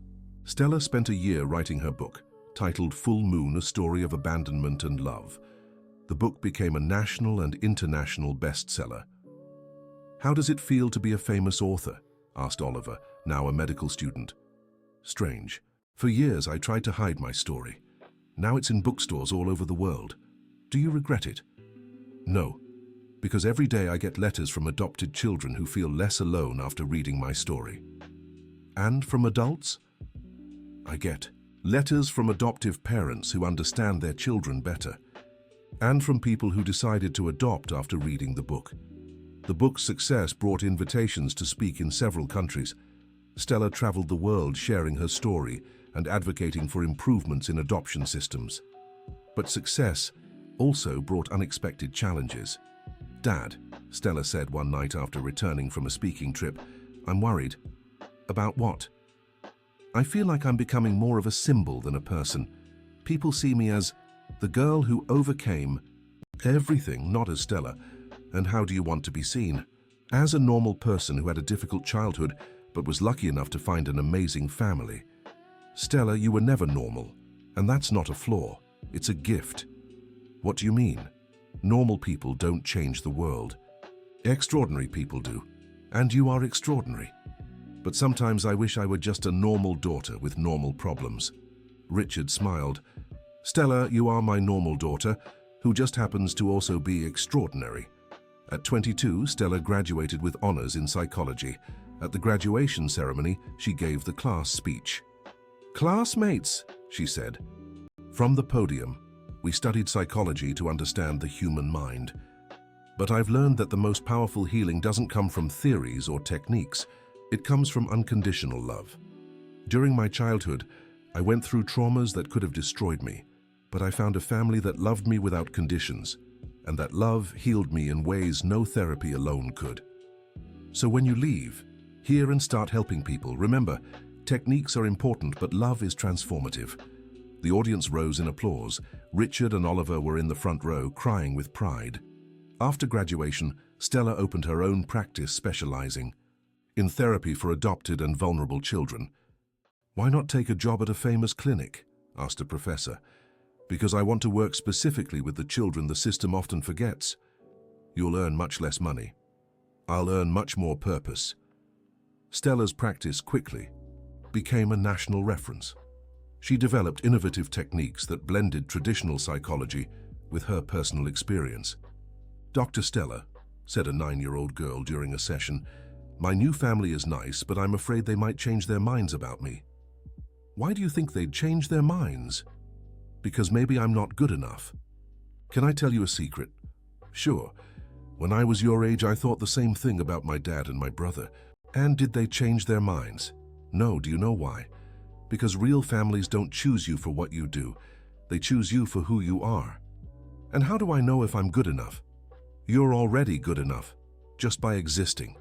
During her sessions, Stella often used her own story as a therapeutic tool. "Dr. Richard," she said one evening over dinner, "sometimes I wonder if I'm using my story the right way." "What do you mean?" "If I'm exposing too much of my personal life at work." "Stella, your story is your greatest tool. When you tell a child you've been through what they have, you're offering them real hope. But what if I get hurt in the process? Then we'll take care of you. That's what families are for too." At 25, Stella met Nathan, a lawyer specializing in children's rights. They met during an adoption conference. "Are you the Stella from the book Full Moon?" Nathan asked during the coffee break. "I am. And you are?" "Nathan Miller. I'm a lawyer and work on adoption cases. Interesting, we work in the same field but from different angles." "How so?" "You handle the legal side, I handle the emotional side. We should work together someday." "Maybe." That maybe turned into a professional partnership, which turned into friendship, which turned into love. "Dad," Stella said 6 months later, "I think I'm in love." "With whom?" "Nathan, the lawyer I met at the conference." "And how do you know you're in love?" "Because when I'm with him, I feel the same safety I feel with you and Oliver. Like I can be completely myself." "That's a good sign." "But I'm scared." "Of what?" "That he might leave me, like Christine did." Richard stopped what he was doing and looked directly at Stella. "Stella, you're 25 and still afraid of abandonment?" "Sometimes. That's normal. Abandonment wounds can last a lifetime, but they don't have to control your whole life." "What do you mean?" "You have 2 choices. You can live in fear of being left and never fully give yourself to love, or you can take the risk and live fully." "And if he leaves me?" "Then you'll hurt, you'll heal, and you'll still be loved by me and Oliver. Is it that simple?" Love is never simple, but it's always worth it. Stella and Nathan dated for 2 years before getting engaged. The proposal happened during a foundation session in front of all the children Stella was helping. "Stella Christine Thompson," Nathan said, kneeling before the children, "will you marry me and build a family that helps other families?" "Yes," Stella replied, crying with happiness. The children clapped as if watching a movie. "Now Aunt Stella will have her own family?" one of the girls asked. "I'll have my family grow bigger," Stella answered. "You, Richard, and Oliver will always be my family. Nathan will be an addition." The wedding was held in a simple hall, attended by family, friends, and dozens of children Stella had helped over the years. "Stella," Richard said during his father of the bride speech, "when you came into our lives, you were a scared girl who didn't believe in families. Today you're building your own family and still creating families for other children. Nathan," he continued, "you're not just marrying my daughter. You're joining a family with a mission to make the world a more loving place for children who need families." "I accept the mission," replied Nathan, moved. Dear listener, if you're enjoying the story, please take a moment to like and especially subscribe to the channel. It helps us a lot as we're just starting out. Now, continuing. During their honeymoon, Stella and Nathan traveled to several countries, visiting orphanages and adoption programs. "Why does our honeymoon have to be about work?" Nathan joked. "Because our work is our passion, and shared passions bring couples closer." "Are you sure you're not being obsessive?" "I'm sure I'm being purposeful. There's a difference." "What's the difference?" "Obsession is about fear. Purpose is about love."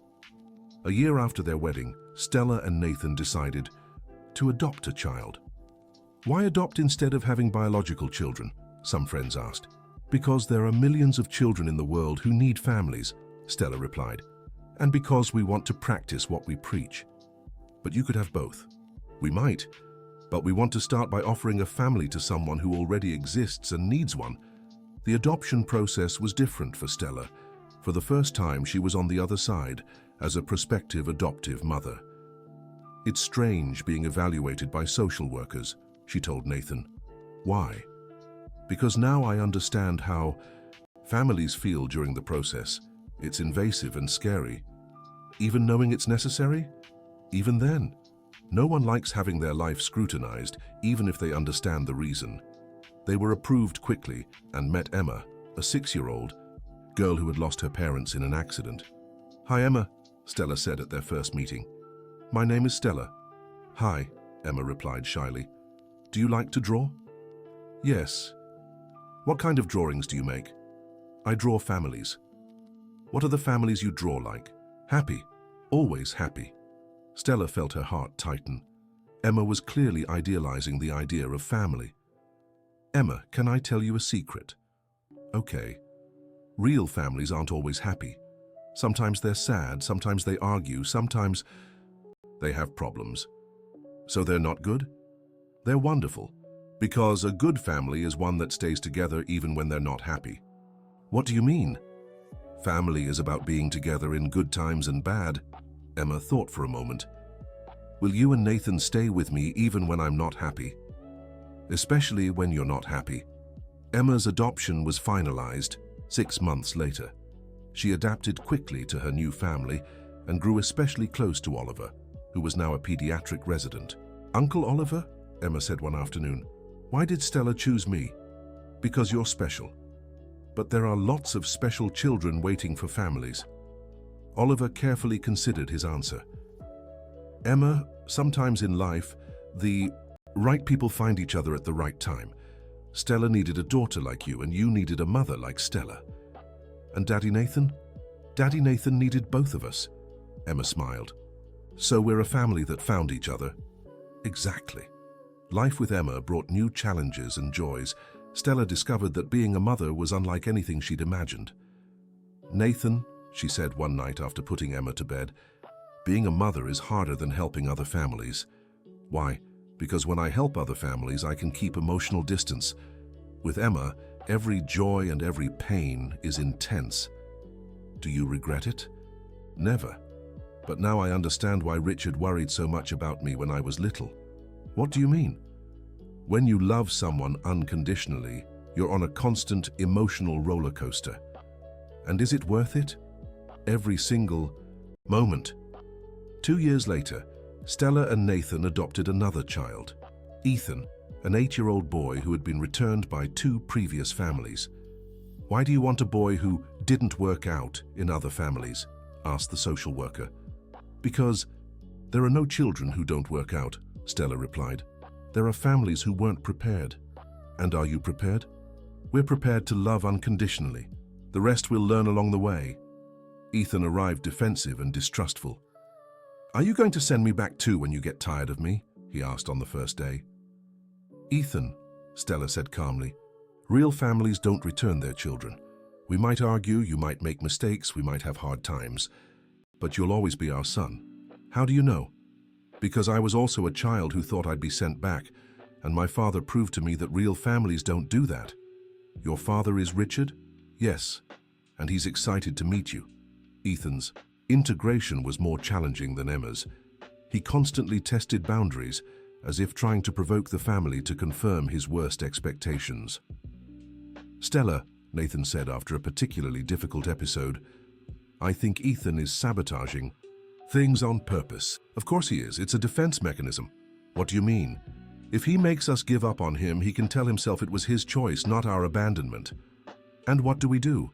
We keep loving him, especially when he makes it harder." "For how long?" "As long as it takes." It took nearly a year, but Ethan gradually let his guard down. The turning point came when he got sick with the flu, and Stella stayed up all night caring for him. "Mom, Stella," he said for the first time, feverish, "will you stay here until I get better?" "I'll stay here until you don't need me anymore." "And when will that be?" "Never. Mothers are available forever. Even when kids grow up. Especially when kids grow up." The next morning, when Ethan woke up feeling better, he asked a question that surprised Stella. "Mom, Stella, can I call Richard Grandpa?" "Of course, he'd love that." "And Oliver Uncle?" "That too." "And Emma's sister?" "She already is your sister." Ethan smiled for the first time since he'd arrived. "So now I have a big family." "You have a huge family, and it'll only get bigger as you grow." At 30, Stella was invited to become the national director of the federal adoption program. "It's a unique opportunity," Nathan said. "You could change the system across the country. But it would mean much less time with you and the kids. Stella, you could help thousands of children at once. It's your calling evolving." "What? If I can't make the difference they expect, then at least you'll have tried, and trying to change the world is always worth it." Stella accepted the position and moved with her family to Washington, D.C. In her first 2 years as national director, she implemented reforms that reduced the average adoption time from 2 years to 8 months. "How did you manage that?" a journalist asked during an interview. "I cut unnecessary red tape and focused on what really matters, connecting children who need families with families who want children." "But there are safety procedures that can't be eliminated." "Of course, but there's a difference between being careful and being bureaucratic. Being careful is checking if a family can provide love and stability. Being bureaucratic is demanding paperwork that has nothing to do with the ability to love." "And how do you tell the difference?" "By always asking, does this protect the child or just feed the system?" During her tenure, Stella traveled across the country visiting shelters and meeting children waiting for adoption. "Doctor, Stella," said a 10-year-old girl at a shelter in Seattle, "is it true you were also an orphan?" "It's true." "And is it true you found a family?" "I did, the best family in the world." "Will I find a family too?" "Absolutely. And do you know how I know?" "How?" "Because you're smart, kind, and have a beautiful smile. Some family is going to fall in love with you." "But I'm already 10. People prefer babies." "Some people do, but others prefer children who can talk, play, and share experiences, like my family did." "Your family wanted you when you were older?" "My family found me when I was 11, and they said it was the perfect time." The girl smiled hopefully. "So there's still time for me?" "There's time for everyone. Love doesn't have an expiration date." 3 months later, Stella received a photo of that girl with her new family. It was one of hundreds of similar photos she got every month. Nathan, she said, showing the photo, look at Hannah with her new family. She looks happy. She is. And every one of these photos reminds me why I do this work. Don't you get tired of so much responsibility? I get physically tired, but emotionally it energizes me. Every child who finds a family gives me strength to keep going. At 35, Stella was invited to be a special UN ambassador for orphaned children's rights. It's international recognition for your work, Richard said when she told him about the invitation. But it would mean leaving the United States and moving to New York. Is that a problem? It's an incredible opportunity, but it would also mean leaving all of you. Stella, you're 35. You can make big decisions without our approval now. But you're my family. Your opinion matters. Richard smiled. Our opinion is that you should accept, because your mission has grown beyond the borders of the United States. What about you? We'll visit you often, and we'll be here whenever you want to come back. Are you sure? Stella, families support each other, and supporting you means celebrating your success even when it takes you far away. Stella accepted the UN position and moved to New York with Nathan, Emma, and Ethan. Her work involved coordinating adoption programs across multiple countries and developing global child protection policies. Mom, said Emma, now 12, are you helping children all over the world? I'm trying. That's a lot of responsibility. It is. But it's also a lot of purpose. Aren't you afraid you won't succeed? I am, but I'm more afraid of not trying. Ethan, now 15, became an active advocate for children's rights, inspired by his mother's work. Mom, Stella, he said during dinner, I want to follow in your footsteps. You want to work in adoption? I want to work helping children. I'm not sure exactly how yet, but I know that's what I want to do. Why? Because you showed me that our pain can turn into purpose. How so? I suffered being rejected by 2 families, but now I can use that experience to help other kids who went through the same thing. Stella was moved. Ethan, you've learned life's most important lesson. What's that? That our wounds can become our strength. During her 5 years in New York, Stella coordinated programs that led to the adoption of over 50,000 children worldwide. Her work earned her multiple international awards. Mrs. Thompson, said the UN Secretary General during a ceremony, your work has changed the lives of thousands of children around the world. Thank you, Stella replied, but the credit isn't just mine. It belongs to all the families who opened their hearts to children in need of love. What motivates you to keep going? Remembering that I was once one of those children, and knowing every child deserves a family to love them. At 40, Stella decided to return to the United States. Why? Nathan asked. Your work at the UN is at its peak. Because I miss home and because I want to spend more time with Richard, who's getting older. Is he doing well? Yes, but he's 70. I want to cherish every moment we still have together. And professionally. I'll return to my practice and the foundation, maybe write another book. Won't you miss the international work? I will. But there are moments in life when we must choose between career and family. And I already chose family once as a child. Now I'm choosing it again as an adult. The return to the United States was emotional. Richard, now 70, was retired, but still active in the foundation. Oliver was a respected pediatrician, married to Anna, a nurse he'd met at the hospital. Welcome back, daughter, Richard said at the airport. It's good to be home, Dad. How was leaving the UN? Hard but necessary. Why? Because I've learned that success without family to share it is hollow. And you think you weren't successful? I was very successful, but I want success and happiness, and my happiness is here, with you. Back in the United States, Stella resumed her work at the practice and the foundation, but at a slower pace. She dedicated more time to family and smaller, more personal projects. Stella, said Emma, now 19 and studying psychology, can I work with you at the foundation? Of course, but why? Because I want to continue the family's work. Helping children is our tradition. Ethan, at 22, was graduating in social work. Mom, Stella, he said, I'm writing my thesis on successful adoptive families. Can I use ours as an example? You can, but remember, we're not a perfect family. Exactly. And that's what makes our story inspiring. We're a real family with real problems but real love. At 45, Stella became a grandmother. Emma adopted a 3-year-old girl named Star. "Grandma Stella," Star said at their first meeting, "Mommy Emma said you were adopted too." I was. And did you like it?" "I loved it. I found the best family in the world." "Will I love my new family too?" "You will. Because families made with love are the best families in the world." Ethan also married and adopted 2 siblings, Caleb 6 and Lily 4. "Mom Stella," Ethan said during a family lunch, "now I completely understand how you felt about me and Emma." "How so?" "That protective love, that desire to give them everything, that feeling you'd do anything to see them happy."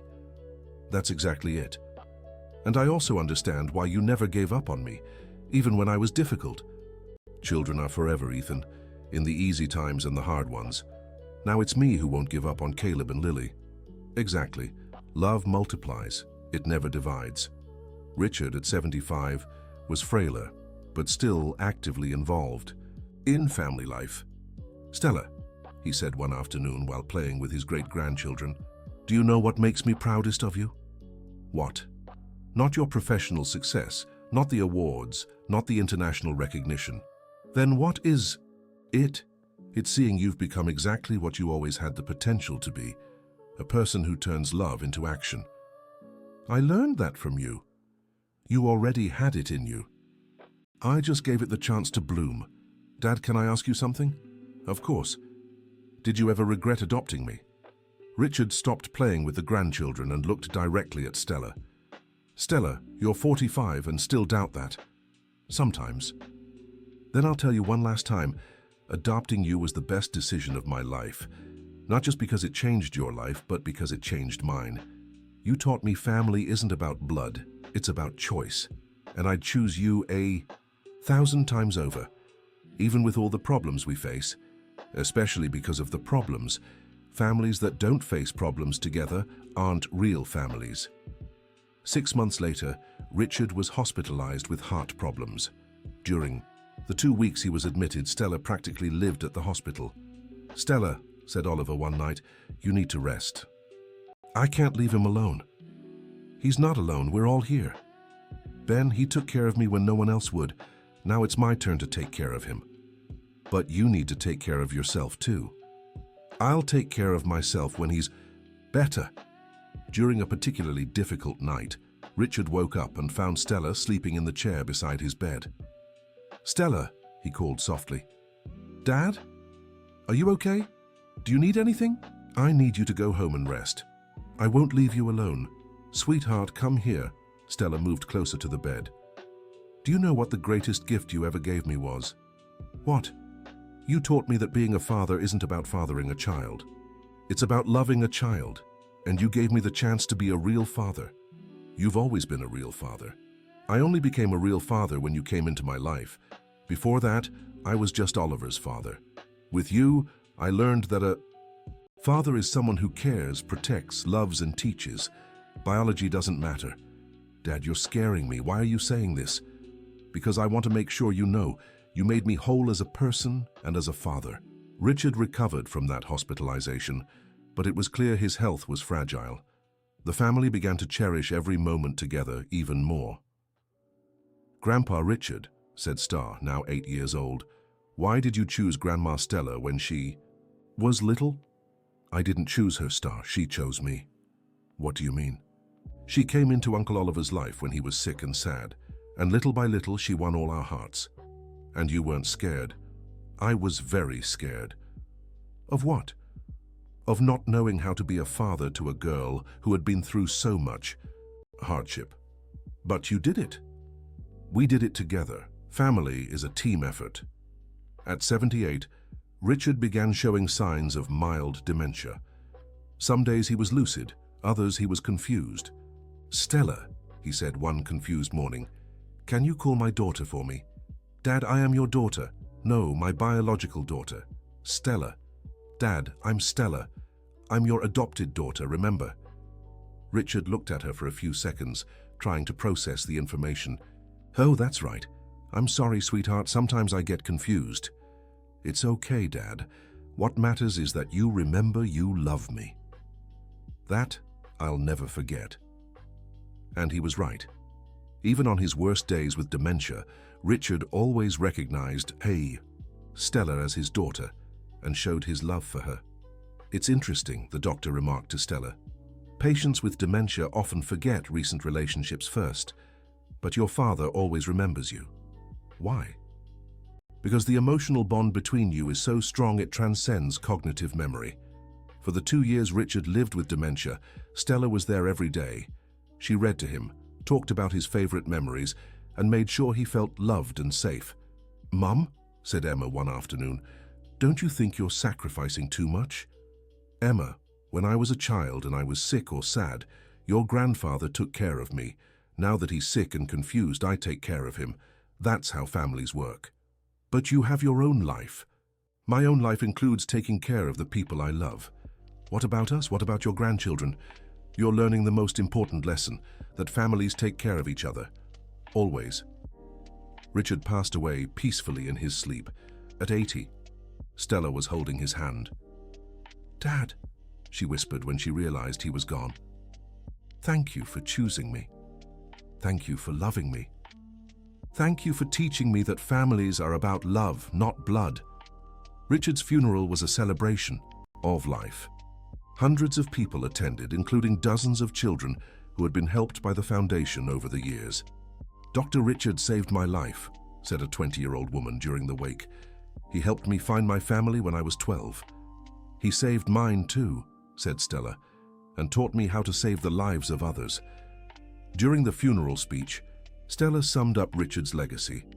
"My father taught me that family is a choice we renew every day, that love has no conditions, that it doesn't matter where you come from, but where you choose to go, and that the greatest legacy we can leave isn't material wealth, but the love we spread in the world." Richard Thompson wasn't just my father. He was a father to hundreds of children who found families through our work, a grandfather to children who weren't even his biological grandchildren, a man who understood that family isn't about blood, it's about love. And his greatest legacy isn't in the awards we won or the money we accumulated. It's in the families we helped create, the children who found love, and the certainty that true love never ends. After Richard's passing, Stella went through a period of deep mourning but also reflection about her own life and legacy. "Nathan," she said 6 months after the funeral, "I've been thinking a lot about what I want to do with the rest of my life." "And have you reached any conclusions?" "I have. I want to write another book." "About what?"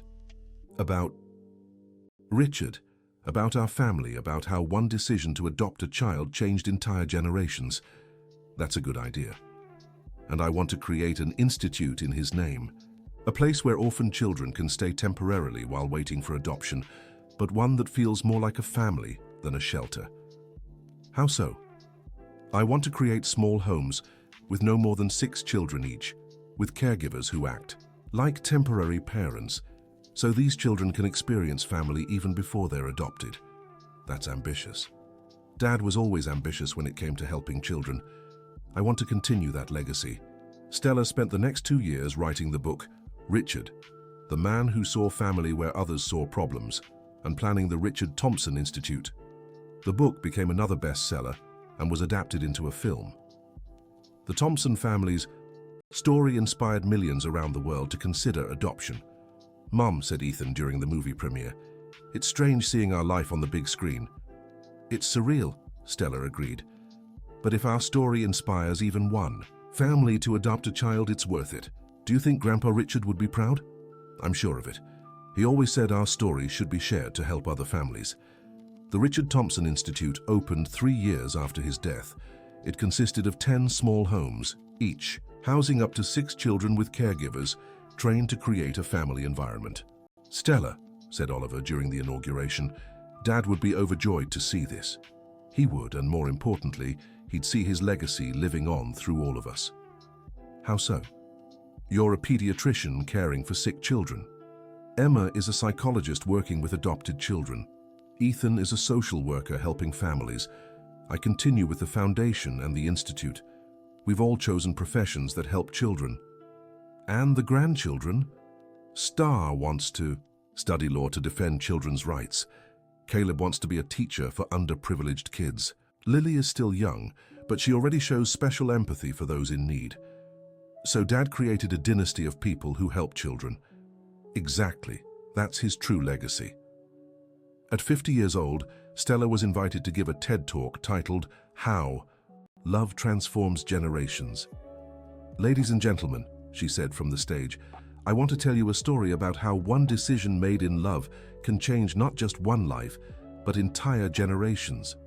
40 years ago, I was an 11-year-old girl living on the streets with no hope of ever having a family. Today, I'm a mother, a grandmother, a respected professional, and part of a family that spans 4 generations. But this isn't a story about my individual success. It's a story about how love multiplies. When Richard adopted me, he didn't just save my life. He planted a seed of love that grew and spread. Today, my family, built by love, has directly helped over 1,000 children find families. Indirectly, through our work and example, we've contributed to thousands of adoptions. And it all started with one man who looked at a street child and saw potential where others saw a problem. Who saw a daughter where others saw a burden? My message to you is simple. Never underestimate the power of a decision made in love. Never doubt that one family can change the world, one child at a time. The talk went viral online and was seen by millions. Stella received thousands of messages from families inspired to adopt. Nathan, she said, reading some of the messages, listen to this. Dear Stella, we watched your talk and decided to adopt. Yesterday, we met our 7-year-old daughter. Thank you for inspiring us. It's incredible how our story keeps touching our lives. It's not our story, Nathan. It's love's story. We're just the lucky ones who got to live it. At 55, Stella became a great-grandmother. Star adopted twins, Matthew and Mark, both 2 years old. Great-grandma Stella, Star said, I want you to be the godmother at the boy's baptism. It would be an honor. And I want you to give the speech at the ceremony. What would you like me to say? I want you to tell our story. I want everyone to know that family is about love, not blood. On the day of the baptism, 4 generations for the Thompson family gathered. Stella looked around and felt overwhelming gratitude. Dear family and friends, she said during her speech, today we're not just celebrating the baptism of Matthew and Mark, we're celebrating the continuation of a legacy of love. These boys are the 4th generation of our family, built by love. They will never know what it means to be without a family because they were born into one that understands the value of unconditional love. When Richard adopted me 44 years ago, he never imagined he was creating a dynasty of love, that his decision would result in dozens of grandchildren, great-grandchildren, and even great-great-grandchildren who carry in their hearts the certainty that family is about choice, not chance. Matthew and Mark, you are heirs to a legacy of love that began with one brave man who chose to see a daughter where others saw a problem. Carry this legacy with pride and spread love wherever you go. During the celebration, Oliver, now 53, approached Stella. Sis, can I tell you a secret? Of course. Sometimes I try to imagine what our lives would have been like if you hadn't come along. And what would it have been? Empty. I probably would have recovered from my illness, but Dad and I would have just been 2 lonely men in a big house. And now we're a family of over 20 people, spreading love across the world. Oliver, can I tell you a secret too? Go ahead. Sometimes I think Richard was just the instrument, that there was a greater force orchestrating our coming together. Do you believe in destiny? I believe in love, and I believe that when love is real, it finds a way, no matter what. Even against all odds? Especially against all odds. At 60 years old, Stella decided to write her final book, Letters to Richard, a daughter's reflections on the father who chose her. Why letters? Emma asked.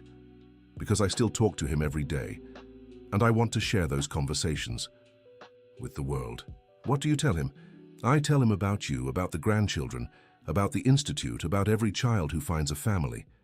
I tell him how the love he planted kept growing. And does he answer? Through every smile of a child who finds a home, through every hug I get from you, through every moment I feel I'm in the right place doing the right thing. The book was released on the 10th anniversary of Richard's passing. The whole family was there for the launch. "Mom," Ethan said during the event, "what's your favorite letter in the book?" "The last one." "Can I ask you to read it?" "Of course." Stella opened the book to the last page and began to read. "Dear Dad Richard, today I turn 60, the same age you were when you adopted me. And now I finally understand completely what you felt back then. I understand the fear of not being good enough for a child who had already suffered so much. I understand the courage it took to stand up to everyone who thought you were making a mistake. I understand the unconditional love it took to never give up on me, even in the hardest moments. But now, I also understand something you might not have known then. You didn't save me. We saved each other. You gave me a family, but I gave you purpose.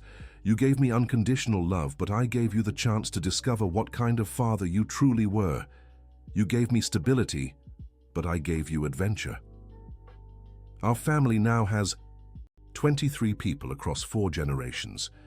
Everyone carries a little of your emotional DNA, the ability to love without conditions, to see potential where others see problems. To believe family is about choice. But do you know the greatest proof that you were an extraordinary father? It's not the awards I've won, not the international recognition, not the books I've written. The greatest proof is that all your children, grandchildren, great-grandchildren, and great-great-grandchildren have chosen lives dedicated to helping others. You built a family of people who spread love across the world. And when my time comes and I see you again, I'll tell you in person, thank you for choosing me. Thank you for loving me. Thank you for teaching me that family is the most beautiful choice we can make. With eternal love, your daughter Stella." Not a single dry eye remained in the audience when Stella finished reading. Applause echoed for minutes. "Mom," Emma said, stepping closer, "Grandpa Richard was here listening. I'm sure of it." "I know, sweetheart. I felt it." 5 years later, at 65, Stella was diagnosed with a heart condition that would limit her activities. "Dr. Thompson," the doctor said, "I'll be honest, you have some years ahead, but you'll need to significantly slow down." "How many is some years?" "Hard to say, maybe 5, maybe 10, maybe more.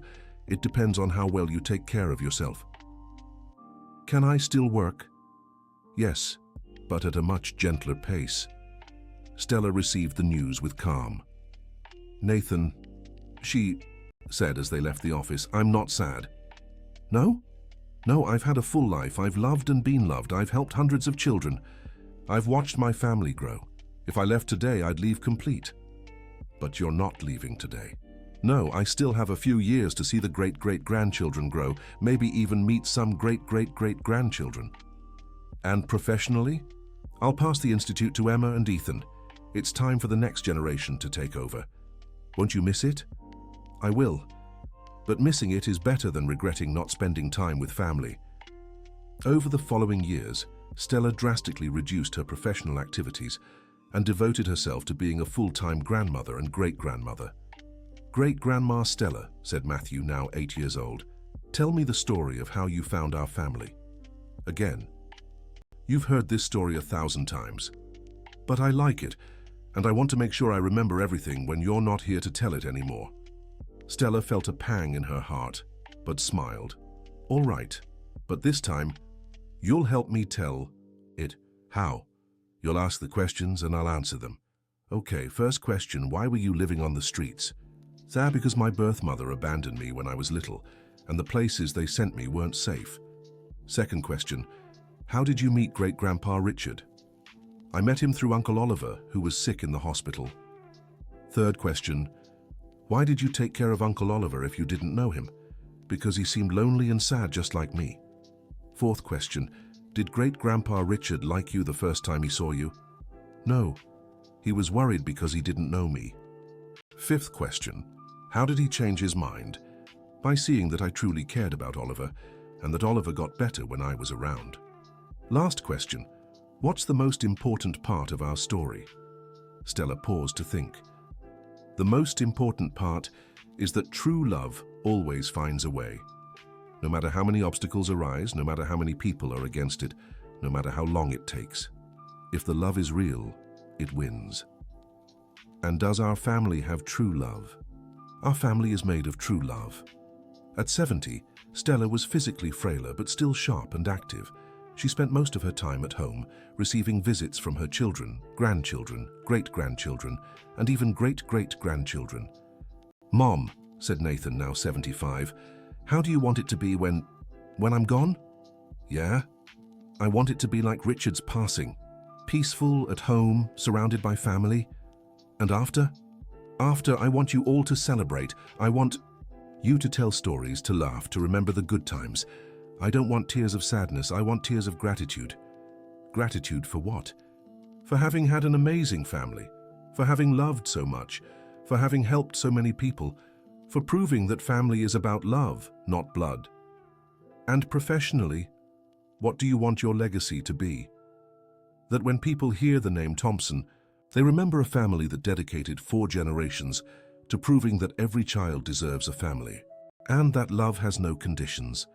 Stella passed away peacefully in her sleep at 73, in the same room where Richard had spent his final years. Emma was holding her hand. "Mom," whispered Emma, "thank you for teaching us that family.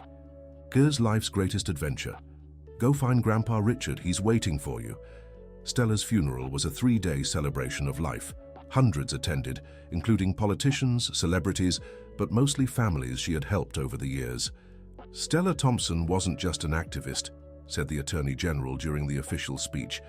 "She was a woman who turned personal pain into global purpose, who used her experience of abandonment to ensure no other child ever felt abandoned. She proved it doesn't matter where you're born or how your life starts.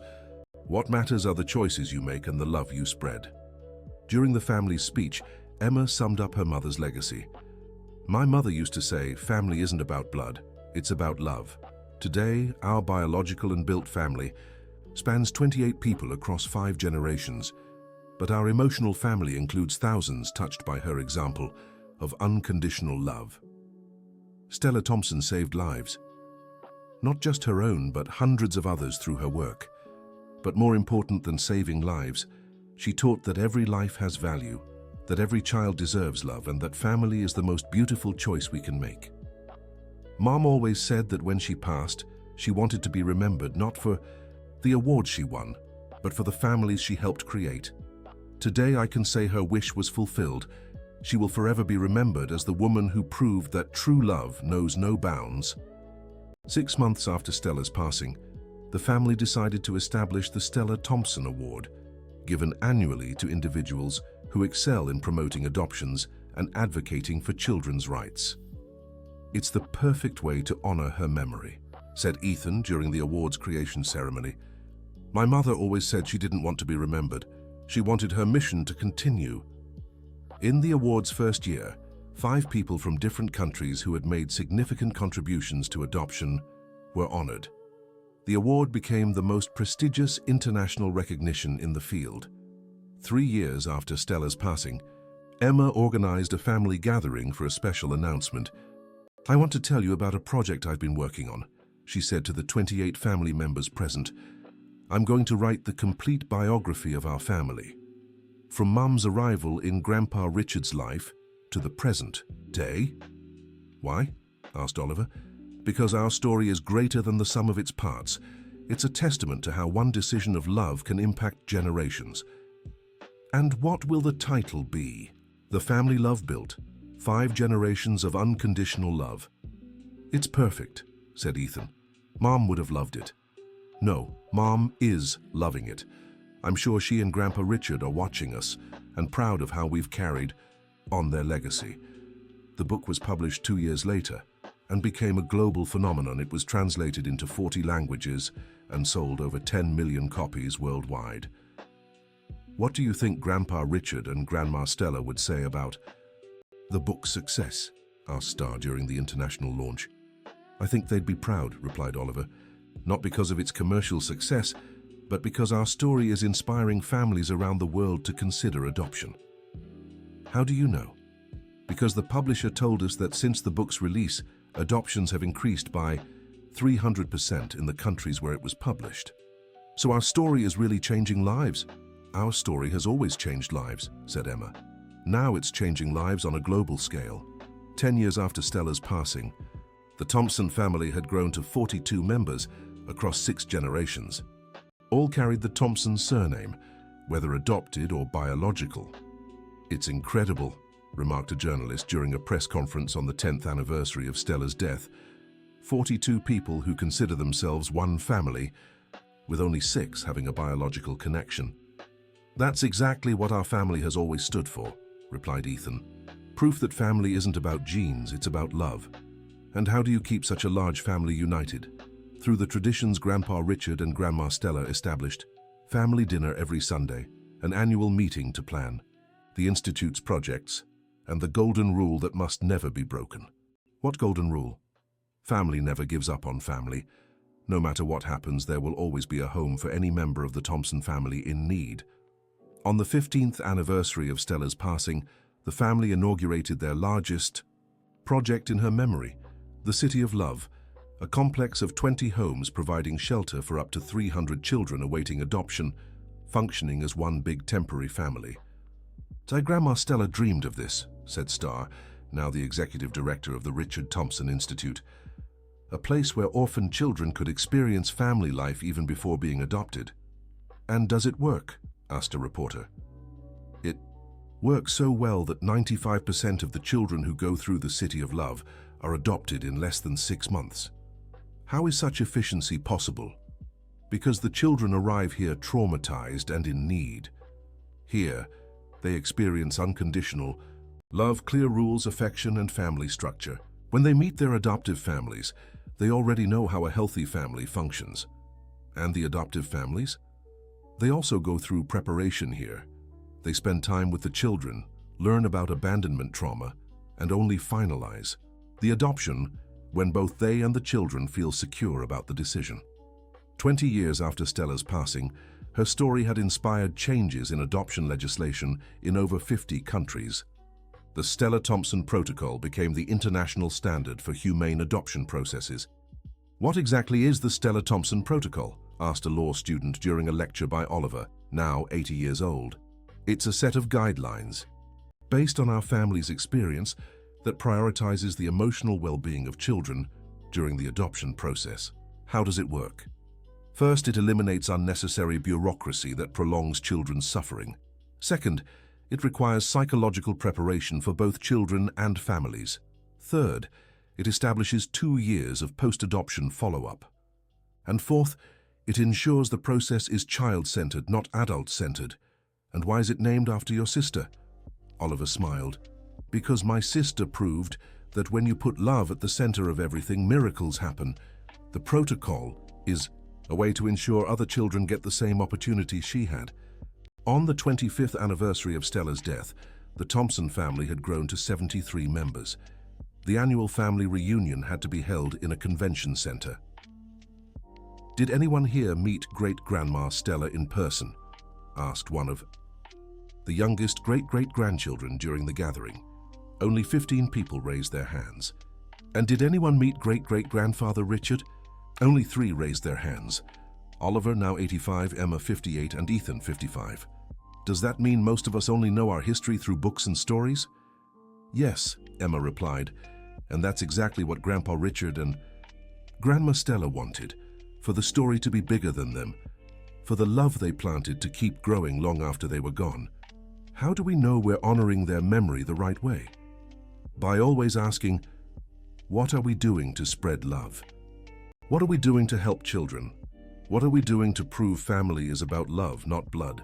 That day, the family established a new tradition. Every Thompson family member, upon turning 18, would choose a way to contribute to the well-being of children in need. It can be professional, like working in orphanages or adoption, Ethan explained. It can be financial by donating to institutions, or it can be through volunteering, dedicating time to children's causes. What matters is that everyone contributes in some way. What if someone doesn't want to? Asked one of the teenage grandchildren. They'll still be family, Oliver answered.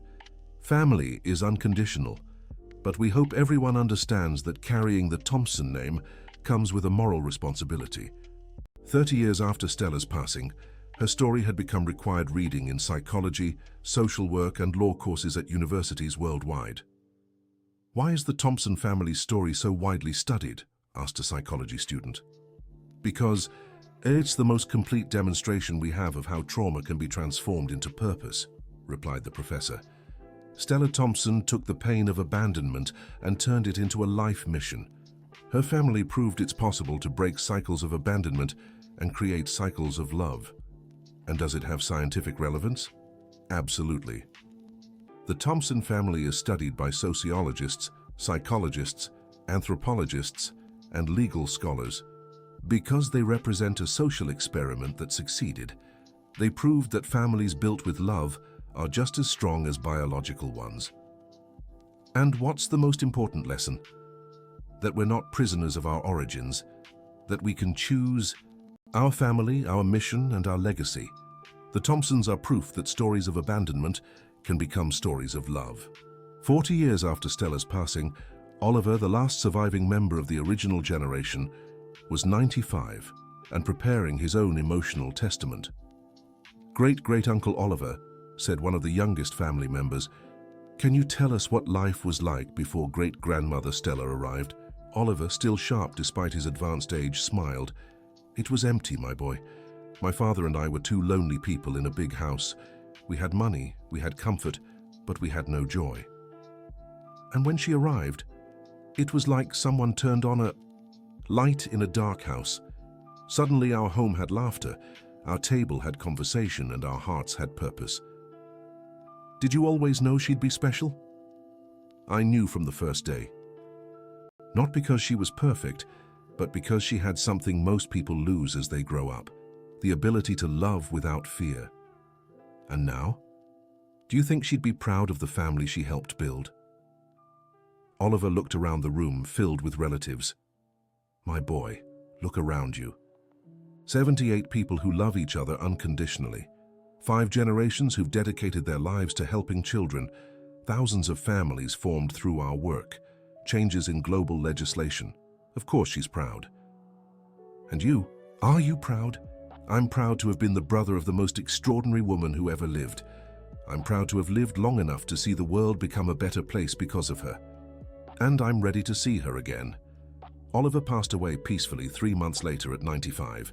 In his will, he left a letter for the entire family.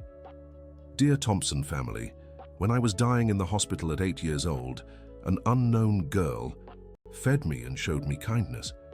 That simple act of love saved my life and changed our family's destiny forever. Now, 43 years later, that girl who became my sister is gone, but the love she planted keeps growing. You are living proof that true love is eternal. I ask only one thing. Never forget you carry a special legacy. You are descendants of people who proved that family is about love, not blood. That trauma can be turned into purpose. That one loving decision can change generations. Keep loving unconditionally. Keep helping children. Keep proving that family is the most powerful force in the universe. I'll see my father Richard and my sister Stella again. When you arrive, you'll find an even bigger family waiting to welcome you with endless love. With eternal love, Oliver Thompson, last survivor of the first generation of the family of love. With Oliver's passing, the family entered a new phase. There were no more direct witnesses to the original story, but the legacy was firmly rooted in the new generations. What do we do now? Asked one of the grandchildren during the family gathering after Oliver's funeral. We keep going, answered Emma, now the family matriarch at 73. We continue loving. We continue helping children. We continue proving that our family is special. But how do we keep alive the memory of those we never met? In person, by telling their stories, living by their values, and never forgetting that we are who we are because of the courageous choices they made. 50 years after Stella's passing, the Thompson family had become a global legend. Universities had chairs dedicated to the study of non-traditional families, with the Thompson family as the prime example. Professor Taylor, a student asked during a lecture on family sociology, "Is it true that the Thompson family still exists and still works with adoption?" It's true. Currently, there are 127 people spread across 8 generations in 17 different countries. And they all consider themselves one family? All of them. And even more impressive, they all carry the Thompson surname. They all contribute in some way to children's causes, and they all gather annually to plan projects together. How is it possible to maintain family unity with so many people spread out? Through the values Richard and Stella established: unconditional love, commitment to children in need, and the belief that family is about choice. These values are passed down from generation to generation as an emotional inheritance. And what is the family's current legacy? The Thompson Family Foundation has facilitated over 50,000 adoptions worldwide. The Stella Thompson protocol is used in 80 countries, and the City of Love has become a model replicated in 300 cities around the world. 60 years after Stella's passing, on what would have been her 133rd birthday if she were alive, the family organized the largest celebration in history. "We are here to celebrate the birthday of a woman who changed the world," said Starr, now 70 years old and still active in leading the foundation. "Not just our family, but the entire world." "How so, the entire world?" a journalist present asked. The changes in adoption legislation inspired by Stella's story have resulted in over 1 million additional adoptions in the last 60 years. 1 million children who found families because of her story. It's very hard to quantify one person's impact, but in Stella Thompson's case, we can say with certainty, she literally changed millions of lives. During the celebration, the family announced their most ambitious project yet, the creation of the Thompson Family International University, dedicated exclusively to the study and promotion of non-traditional families and adoption. This university will be our way of ensuring that great-grandmother Stella's mission continues forever, explained Ethan Jr., Stella's great-grandson and the new chairman of the foundation. "It doesn't matter if our family lasts another 100 or 1,000 years. This institution will guarantee that the values she stood for are never lost." The university opened 3 years later, on land donated by the family, with funds accumulated over decades of philanthropic work. "Welcome to the Thompson Family International University," said Emma, now 80 years old, during the inauguration ceremony. "This is not just a university, it is a temple dedicated to the idea that family is about love, not blood. Here we will train social workers, psychologists, lawyers, doctors, and educators specialized in non-traditional families. Here, cutting-edge research on adoption, foster care, and child development will be conducted. But most importantly here, the story of a girl who proved that it doesn't matter where you're born or how your life begins will be kept alive forever. What matters is the love you spread and the legacy you leave." 70 years after Stella's passing, the Thompson family had become the largest non-biological family network in the world. With 230 people spread across 26 countries, they represented a unique sociological phenomenon. "How do you maintain family identity with so much diversity?" asked a researcher during an anthropological study. "Through what we call emotional DNA," replied Caroline Thompson, great-great-granddaughter of Stella and a doctor of family sociology. "Every family member learns the core values from childhood: unconditional love, commitment to children in need, and the belief that family is a choice." And how is this put into practice? Through family rituals, the annual gathering where we renew our commitments, the stories we tell about our ancestors, and the social contribution project each member must undertake by age 18. And does it work? Are there no rebels or those who reject family values? Of course there are, we're human, but even members who choose different paths are still loved and accepted. Unconditional family means exactly that, unconditional. And what is the future of the Thompson family? To keep growing, keep loving, and keep proving that family is the most powerful force in the universe. 80 years after Stella's passing in 2097, the story of the girl who lived on the streets and became the daughter of a millionaire had turned into a modern myth. Films, books, plays, operas, and even a Broadway musical told variations of her story. Why does Stella Thompson's story still captivate people after 80 years? A reporter asked during a special interview. Because it's a story of hope, replied Dr. Richard Thompson IV, Stella's great-great-grandson and director of the Family Research Institute. In a time when traditional families are falling apart and abandoned children are increasing exponentially, Stella's story proves there's always a solution: love. But isn't it just a story of successful adoption? No, it's a story about transformation, about how a single decision of love can change generations, about how trauma can become purpose, about how one person can impact millions through love. And as a family, do you feel the weight of carrying this legacy? We feel the privilege. We know we're guardians of an important story, and we take that responsibility seriously. How? By never forgetting that we're only the result of the love others planted, and our duty is to plant love for the next generations. 90 years after Stella's passing, in what would be 2107, the Thompson family had become a mandatory case study in sociology courses worldwide. The Thompson theory on non-traditional family formation was taught in universities across all continents. The Thompson theory posits that families consciously built through love are more stable than those formed by biological chance, explained Professor Mary Brown during a lecture at Harvard. And the Thompson family is the empirical proof of this theory. How are they more stable? Asked a student. Because members of chosen families actively work to maintain their bonds. They know their family isn't guaranteed by biology, so they invest more emotional energy in keeping it together. Is there scientific evidence for this? The Thompson family has been studied for 90 years. In all that time, there have been less than 5% of family divorces, people who chose to leave permanently. In traditional biological families, that rate is around 20%. What explains this difference? Conscious love versus automatic love. When you choose someone to be your family, you actively commit to that choice every day. 100.